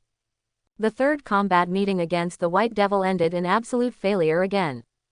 A large amount of matter was attracted by the reversal of the technique, and then gathered with the black and blue vortex as the center. In an instant, a sphere with a large amount of matter gathered continued to form in the sky, and those sentinel robots were submerged in various substances. Even though Sumu was no longer outputting energy, the huge sphere was still constantly attracting the surrounding matter, and its volume was still shrinking, while the gravity was constantly increasing. If Sumu ignored this, the extremely high-density sphere formed by the Kang technique might really form a real black hole, until it swallowed the Earth. Through the 6 eyes, Sumu looked at the sentinel robot trapped in the sphere, constantly changing its body shape, but completely unable to break free from gravity, and its body was constantly damaged under the pressure of terrifying gravity. It is worthy of being the joint work of the 3 geniuses. At this time, the robot has surpassed the final form of the sentinel robot in the future, but they are not the sentinels at that time, and he is not the mutant at that time. Extending his right hand and making a finger-snapping gesture, even if the pre-seal is not used, the power of the virtual style, Z has decreased, but after the 6 eyes and the technique, Kang, reached level 4, the power of the virtual style, Z, is still far greater than when facing the destroyer armor. Repulsion and gravity entangled with each other, forming an imaginary sphere that continuously released purple lightning. The volume of the imaginary sphere at this time was enough to be several people in size, several times larger than before. Of course, the same power was also amplified several times. The terrifying imaginary sphere broke through the space, and then instantly destroyed the extremely high-density sphere that was about to form a black hole, piercing through the desolate desert, and then escaped from the Earth's gravity and disappeared at the end of the field of vision. After releasing the powerful virtual style, this time, Sumu's mind sounded the system's prompt. Virtual style, Experience Plus. Congratulations, your skill Virtual Style, has been upgraded. Virtual Style, LV2 1/300th overlap the following technique, Kang, and the reversal technique, to form an imaginary mass, releasing energy waves that can cut through space, and can manipulate the imaginary mass to a certain extent. After the virtual style, was upgraded, a large number of memories appeared in Sumu's mind again. With the help of the six eyes, all memories were completely absorbed in an instant, and Sumu released the virtual style, see, again. The two small spheres slowly blended in his hands to form an imaginary sphere the size of a thumb. However, unlike at LV1, Sumu felt that he could make more changes to the purple imaginary sphere. The imaginary sphere in his hand gradually twisted, and finally broke away from the sphere, becoming a slender shape, and finally held in Suemu's hand like a small dagger. Looking at the dagger constructed by imaginary mass in his hand, Sumu was more looking forward to the higher level of virtual style, C.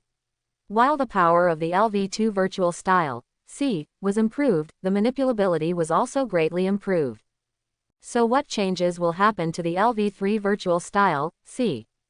Controlling the dagger composed of imaginary mass and preventing it from hurting himself, Sumu then threw the dagger down. The dagger immediately broke through the sound barrier, fell on the ground, and then went hundreds of meters underground.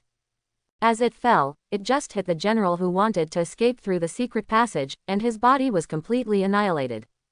Next, after dealing with the general of this military base, Sumu continued to fly towards the next location at high speed. And because the level of Kang in the reversal of the spell has been improved, his speed has also increased again, reaching Mach 100. Although this speed is not as fast as those with super speed, it has surpassed most superheroes. Moreover, Sumu can not only use magic spells to reverse Kang and fold space, but also use unlimited magic spells to control space. When the portal is upgraded again, he can use the portal to reach any corner of the universe. Coupled with the extremely amazing reaction speed of the LV4 Six Eyes, even the speedster will be easily killed by Sumu after he gets close to him. After the Kang technique was upgraded, the killing speed became faster and faster. In just a few hours, Sumu killed most of the generals.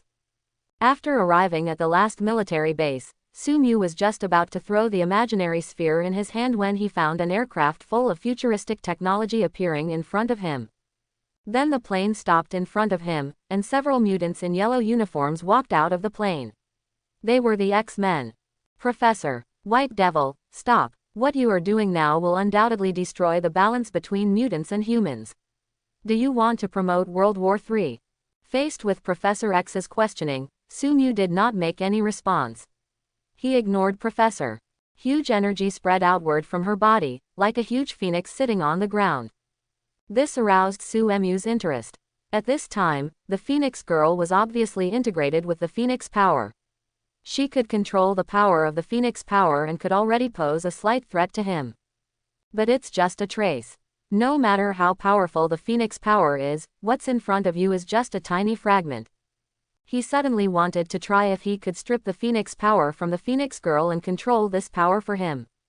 Seeing Professor X being ignored, the hot-tempered Wolverine immediately rushed up and said to Professor X, "Professor, why bother talking to him? Jean has completely mastered the Phoenix Force at this time. As long as we help Jean kill him, all problems will be solved." Wolverine's attack was a signal, and other X-Men also attacked one after another. Cyclops, Storm, Quicksilver, Phantom and others attacked Sumu together. The only one Sumu cared about was Phoenix, whose body floated in the low sky and confronted Sumu. Powerful telekinesis emerged from her body, hot energy rushed out of her body, and fiery red energy swirled behind her, forming the wings of the Phoenix.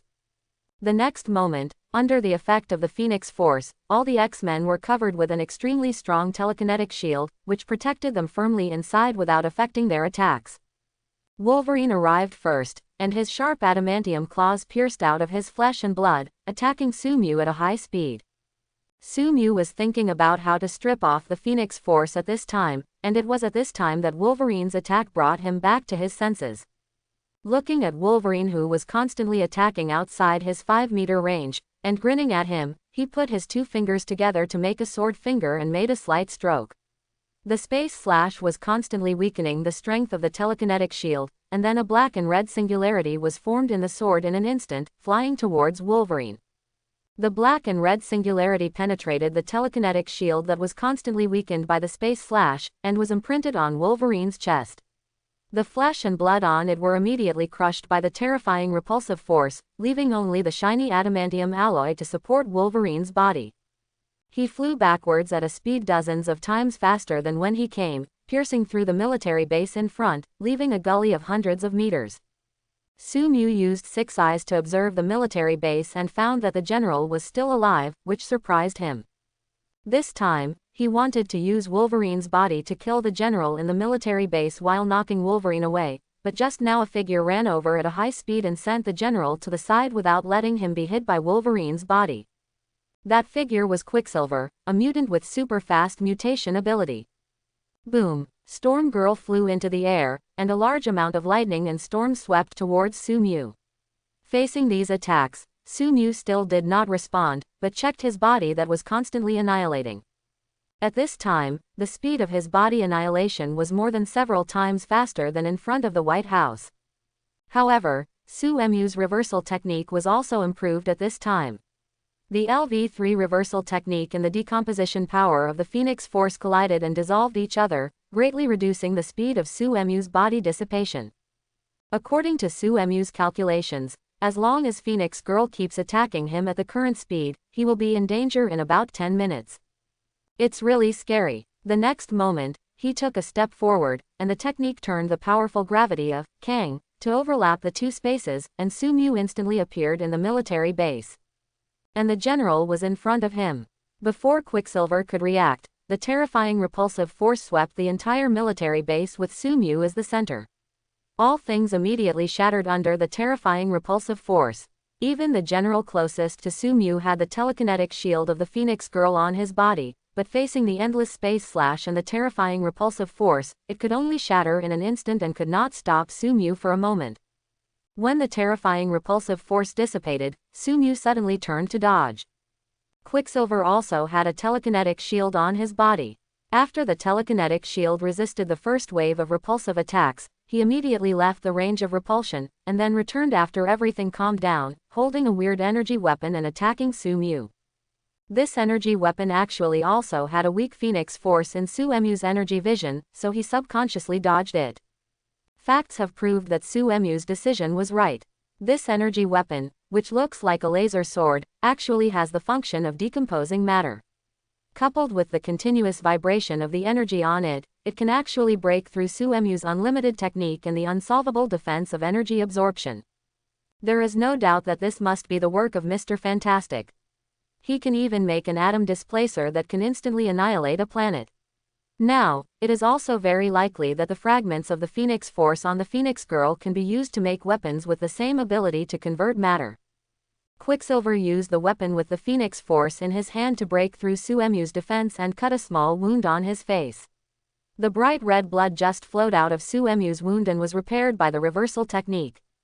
In a laboratory full of high-tech equipment, the big boss, Ivan Vanko and Mr. Fantastic stared at the satellite monitoring on the screen. At this time, their physical condition was not good. In order to deal with the White Devil, they almost did not sleep during this period and spent all their efforts on the research of the White Devil's equipment. After a long period of continuous research, they developed 2 weapons that can cause damage to the White Devil. One of them is the latest version of the Sentinel robot, but just now, the Sentinel robot that they had high hopes for was killed by the White Devil in seconds and could not cause any damage to him at all.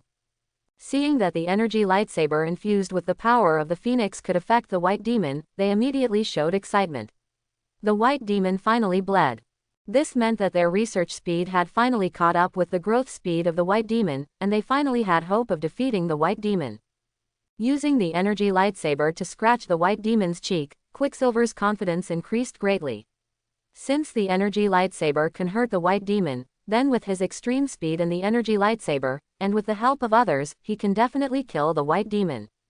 He rushed towards the White Demon again, and the time and space around him were abnormally slow, as if still, and only he kept moving. Quicksilver showed excitement, and he was going to use the energy lightsaber in his hand to pierce the White Demon's head. However, just after he approached the White Demon, he was shocked to find that the White Demon's azure eyes kept moving with his movement, and it was obvious that he had locked him. He could actually catch him at extreme speed and keep up with his speed. Then he saw the White Demon in front of him suddenly disappear, and appeared in front of him the next moment. He just wanted to dodge and found that he was like being imprisoned in steel, unable to move at all. Because of this, his extreme speed mutation ability could no longer work. You seem very confident. The whisper of the White Devil sounded in his ears.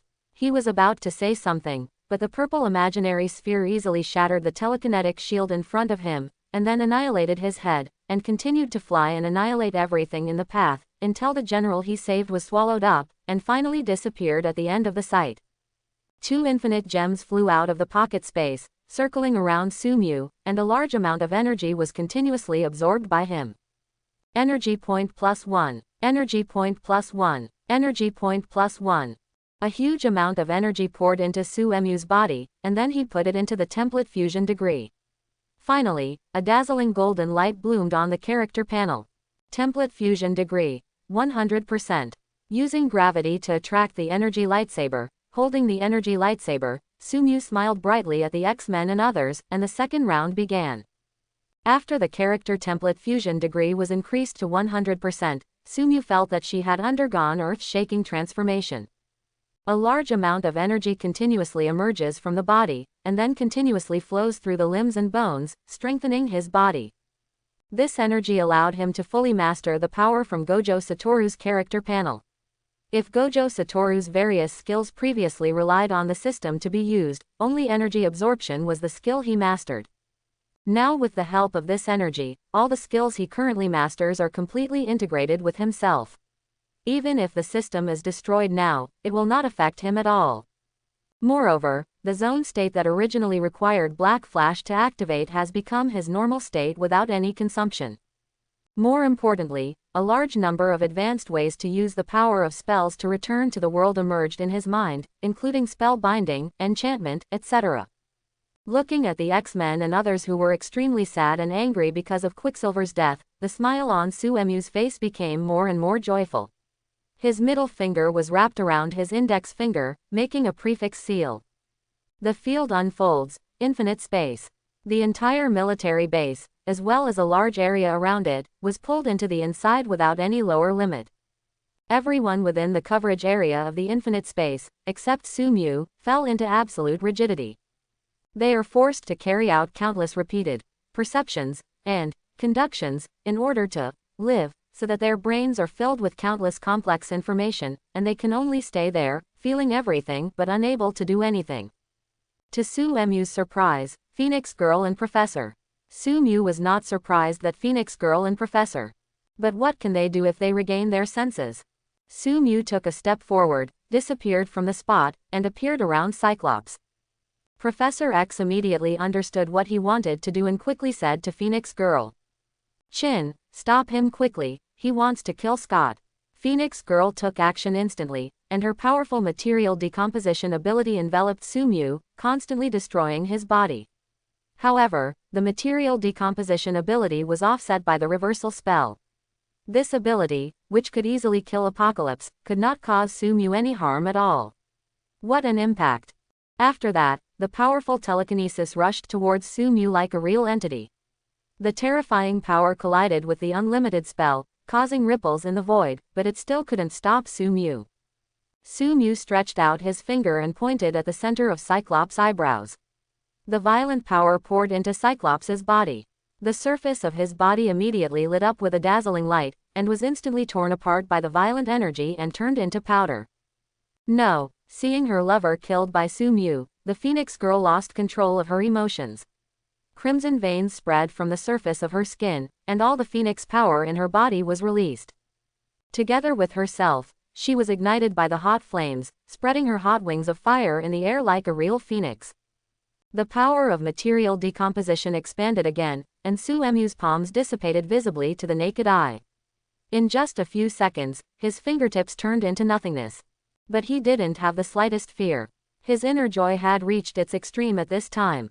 He said slowly, "My recovery ability, reversal of spells, can multiply the originally negative spells to obtain positive spells, so as to repair the body."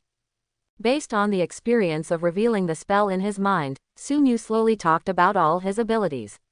When he just informed Professor Get It Fixed, he did not stop, but continued. And the pinnacle skill of incantation, field expansion, can release a special birth field. Any moves in the field will have a sure hit effect. Buzz. Professor. Chin, deal with him quickly, he is using unknown methods to strengthen his strength. After hearing Professor like this, his fingers danced slightly, and a red line immediately appeared on Professor X's neck, and then his body instantly shattered under the endless space slash. The space slash, which was originally limited due to its distance, has become a terrifying move with extremely wide coverage under the reinforcement of domain expansion. No, seeing the death of Professor, the power gradually disintegrates without stopping at all. But everything she did was useless. After the technique was revealed, Sumu's body recovery speed far exceeded the limit of her material decomposition speed. With the waving of Sumu's fingers, 1 X-Men gradually died: Iceman, Phantom Cat, Storm Girl. They can't even resist. Under the influence of infinite space, they know everything, but they can't do anything. Leaving behind a few useful X-Men, Sumu looked at the girl with the power of the Phoenix with contempt. He said disdainfully, "A lucky person who accidentally obtained the ancient power, but because he could not bear this power, constantly caused tragedy. It's ridiculous." "No, what do you know? You fool, I must kill you." Sumu disappeared from the spot in an instant and came to the Phoenix girl.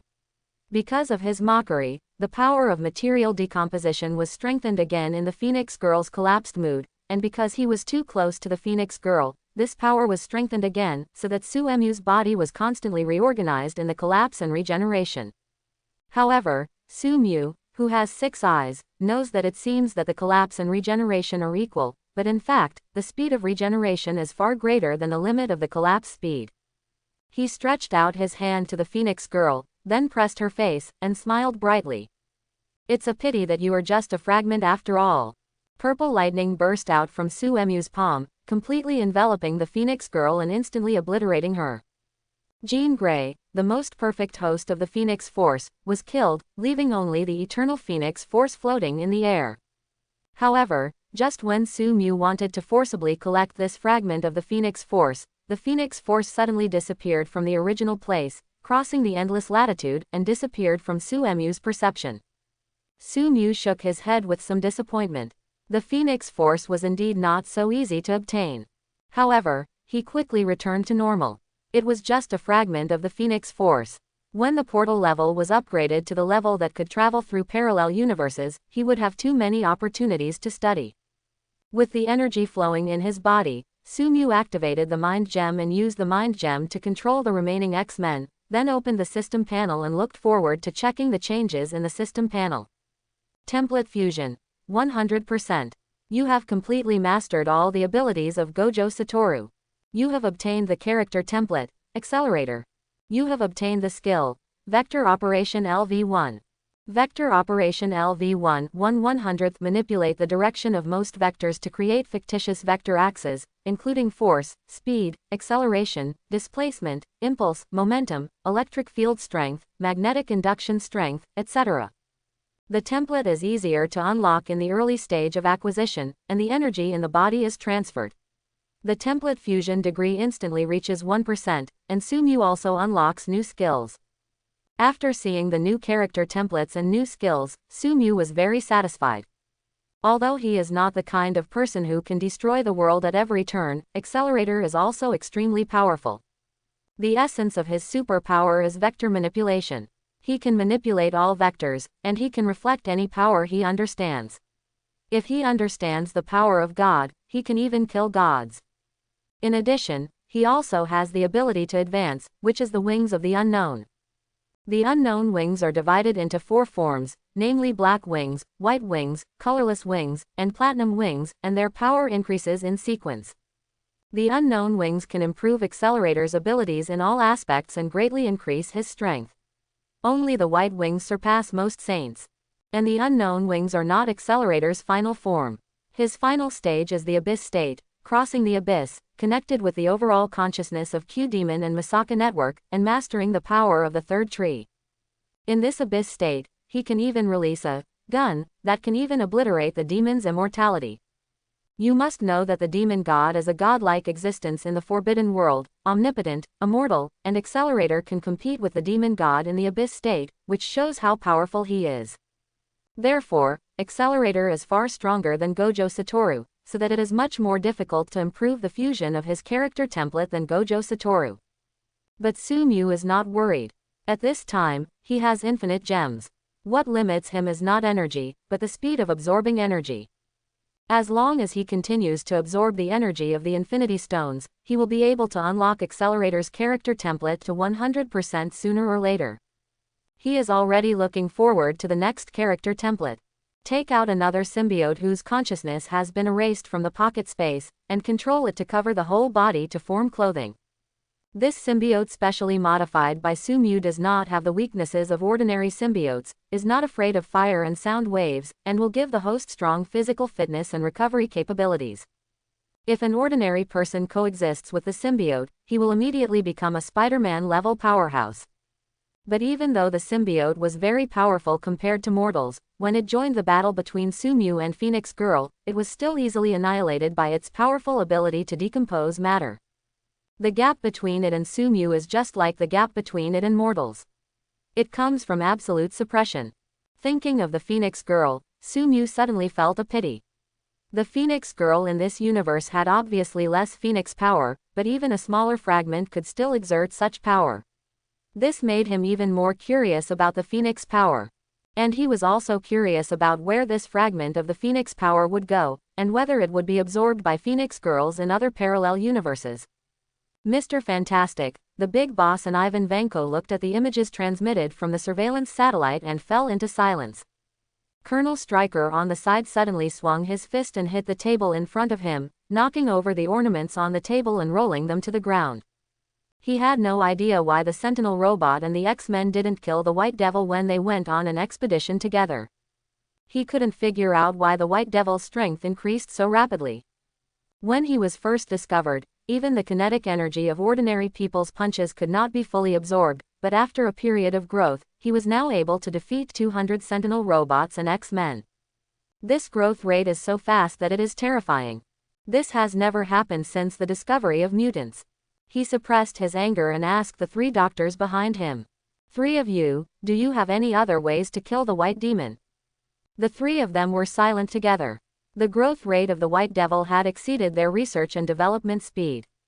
Just like the siege just now, if it were the previous White Devil, he would have been easily killed by the Phoenix Girl, but now the strength of the White Devil has been improved exponentially. Even the Phoenix Girl who mastered the power of the Phoenix could do nothing to him and was easily killed. Beat. In the end, Mr. Fantastic stood up. He hesitated for a while and finally told his plan. "I still have a final plan, but this plan comes with huge risks. If I don't have to, then I will never use it easily."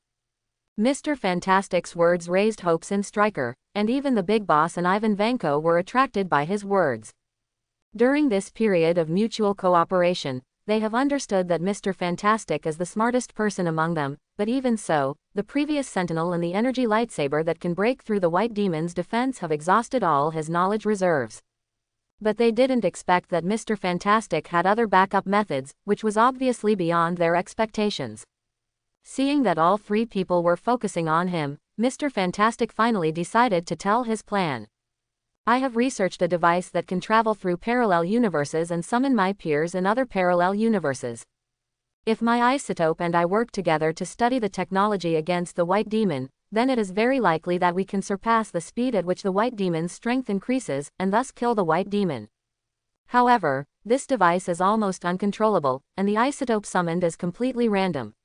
He may be a lawful Reed like me, or a crazy Reed." Quote. Colonel Stryker was silent. If this plan succeeds, then they are likely to kill the White Demon, but if it fails and the crazy Mr. Fantastic is summoned, then the current situation will be even worse. At this time, the Big Boss put forward a different opinion. "Why not take Mr. Fantastic's plan as the final plan? Now you can adopt my plan." "Your plan, because gamma rays created me and also created the Hulk, so I have always had a plan, a conjecture. That is to combine the energy of cosmic rays and the energy of gamma rays to create a giant that is more powerful than the Hulk. I call it the Red Giant Plan.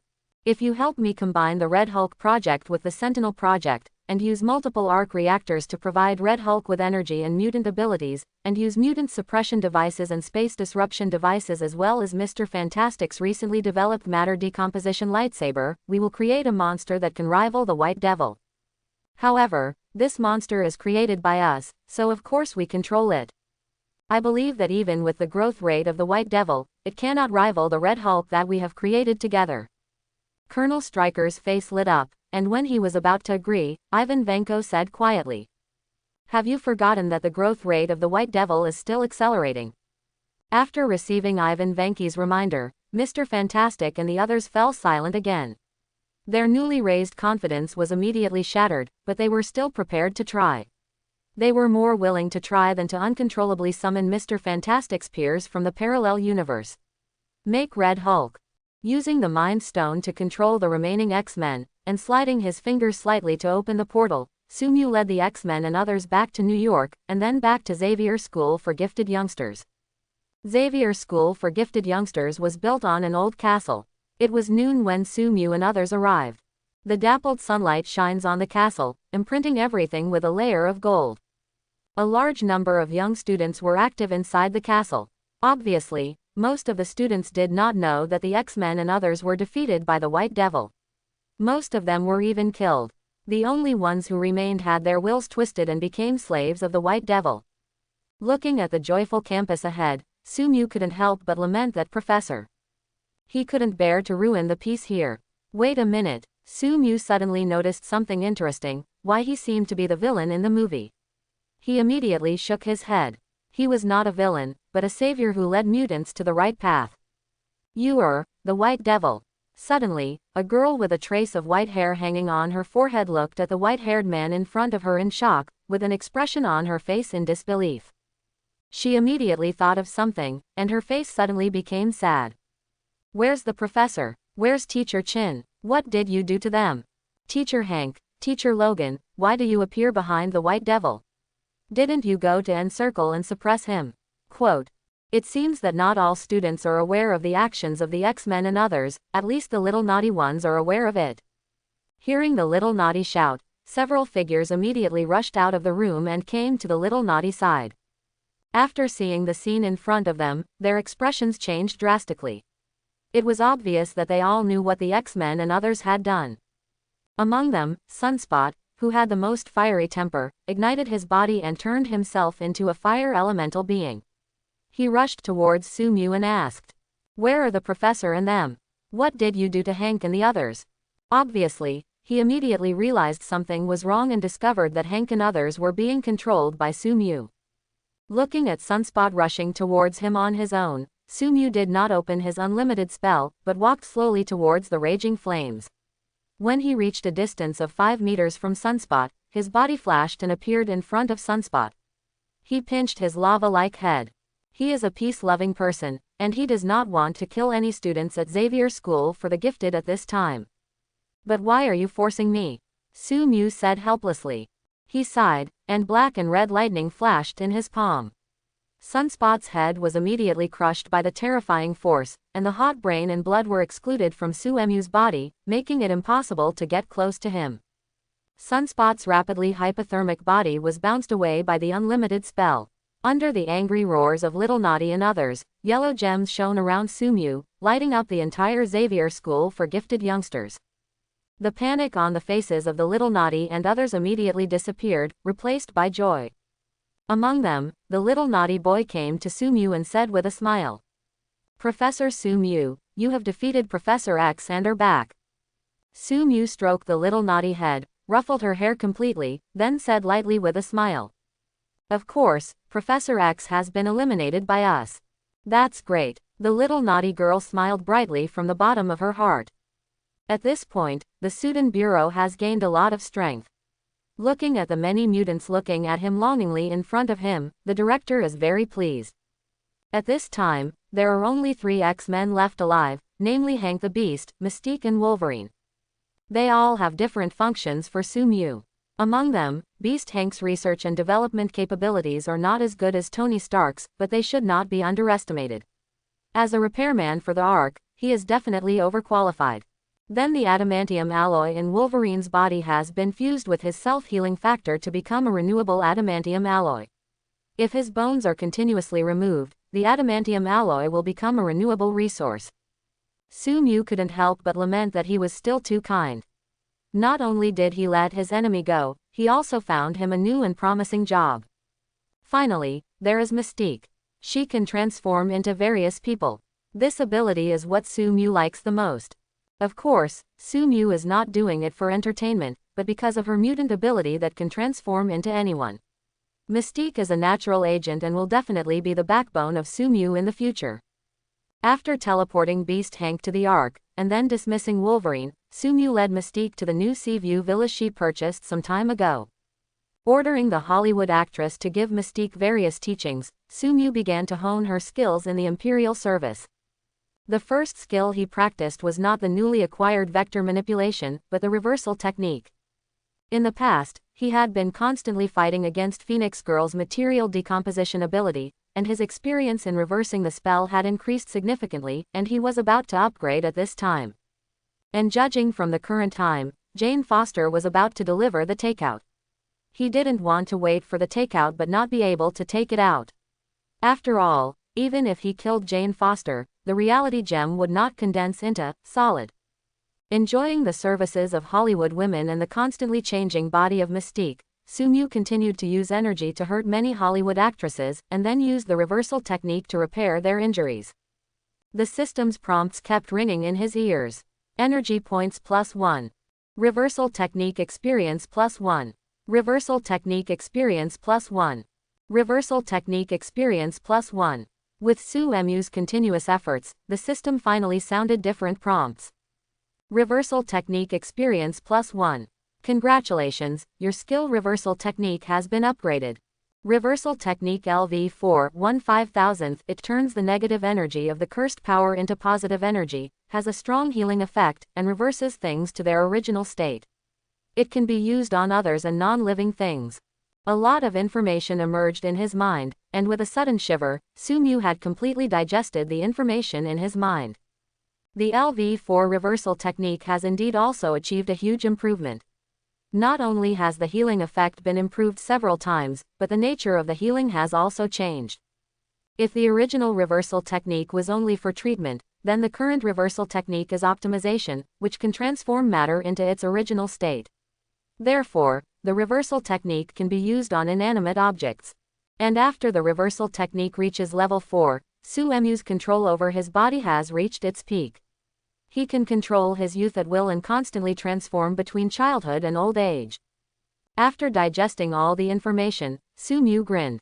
The reversal technique has finally been upgraded, so the only thing left is Jane Foster's express delivery.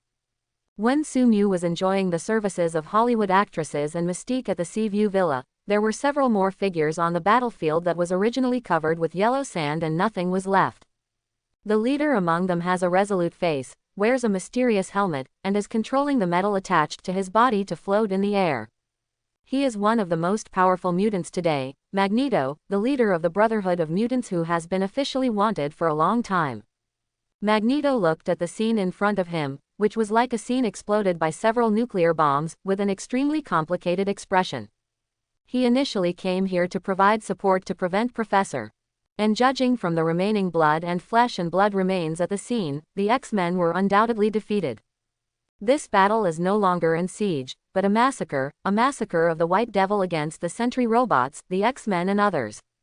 And judging from the traces on the scene, the Sentinel robot and most of the X-Men have no power to resist. I am afraid that only Jean Grey, who has mastered the power of the Phoenix, can compete with the White Devil, but she was also defeated with the power of thunder. The White Demon is more powerful than he imagined. Even Chin, who has fully mastered the power of the Phoenix, is no match for him. There is no doubt that in this battle, most of the X-Men have died, including his old friend Professor X, the leader of the X-Men. This is also the reason why his mood is extremely complicated. He and Charles had been friends for decades, from working together to prevent the Black Emperor from launching a nuclear war to later parting ways, falling in love and killing each other. Along the way, they separated and reunited, but they never had the idea of killing each other. Because they are like family to each other. At this time, Charles died, and died in the process of encircling and suppressing fellow mutants. If he died because of something else, Magneto would absolutely avenge Charles. But Charles died because of the suppression of fellow mutants, which left him not knowing what to do. Despite this, if Charles was killed by someone else, even another mutant, he would most likely kill that person, because before the Black King killed his mother, he killed a fellow mutant Black Emperor. But why the White Devil? There is no doubt that the strength of the White Devil at this time has far exceeded that of other mutants. The White Devil is not on the same level as the others at all. If they seek revenge against the White Devil for Charles, then the fate of the X-Men today will most likely be the fate of the Brotherhood of Mutants in the future. I'm sorry, Charles, I can't possibly risk the entire Brotherhood of Mutants to go and avenge you. He has to think about his other companions in the Brotherhood of Mutants. Sumu then enjoyed a relatively peaceful time, during which his strength increased in an orderly manner. During this period, his body fully recovered and absorbed the energy of the Infinity Stones again. With the help of this huge energy, Accelerator's character template was greatly promoted. At this time, it has reached Template Fusion Degree, 8%. Based on the abilities mastered by Accelerator in his memory, Sumu believes that when the template fusion reaches 10%, new skills will be unlocked. One day, in the open-air swimming pool of the Seaview Villa, Sumu was exercising in the sea breeze and practicing her skills. The system prompts in my ears are endless. Energy point +1. 6 eyes experience +1.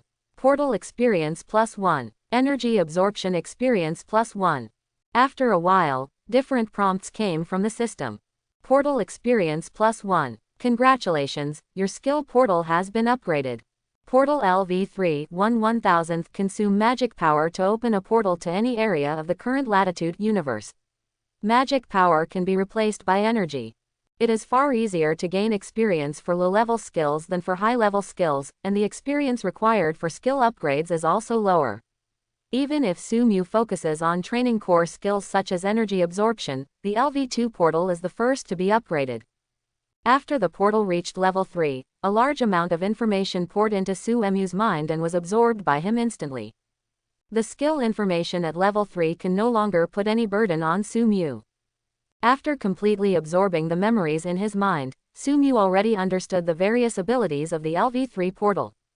At this time, he no longer needs gestures, he can directly open the teleportation gate with just his thoughts, and can open several teleportation gates at the same time. The maximum area of the teleportation gate will also be greatly increased. What's more important is that he can go to the current universe or any area of latitude without restrictions. This also made Sumu interested in the Guardians of the Galaxy. Judging from the current time, Star-Lord should be about to obtain the Power Stone. So as long as the express delivery of Jane Foster's gem arrives and the Power Stone is obtained, Sumu will have collected 4 Infinity Stones. All that's left is the Time Stone and the Soul Stone to collect all the Infinity Stones and be able to snap that finger. Just as Sumu was thinking about how to obtain the Time Stone from the Supreme Mage and how to obtain the Soul Stone that could only be obtained by sacrificing a loved one, his 6 eyes suddenly caught something. Sumu grinned, sipped the expensive red wine, and waited calmly. After a while, several figures approached his beach villa and rang the doorbell. It seems that Hydra has learned the lesson from last time, and this time they are obviously much more respectful. He ordered the artificial intelligence given by Tony, Monday, to open the door of the villa. Several agents in leather shoes walked into the room and came to the edge of the outdoor swimming pool. The leader was Hydra agent Hidwell, whom Sumu had met once before, at the landing point of Thor's hammer. At this time, he came as a representative of Hydra. When he came to Sumu, Hidwell said to Sumu respectfully, "Dear Mr. Sumu, this is the obelisk you need. I will give it to you on behalf of Hydra. I hope you will not interfere with our plan in the future. Of course, after the plan succeeds, we will give you an extra gift." As the strength of the White Devil grows, Hydra no longer dares to ask him for assistance, nor does it dare to ask him for the space cube. At this time, they only ask the White Devil not to interfere with them in the future plan, so that they will be satisfied. However, they still expect the obelisk to kill the White Devil, so that the biggest obstacle for Hydra to rule the world will disappear. But they don't have much expectation for this. They don't think that the obelisk can really kill such a powerful white devil. Sumu held the obelisk in his hand and kept observing.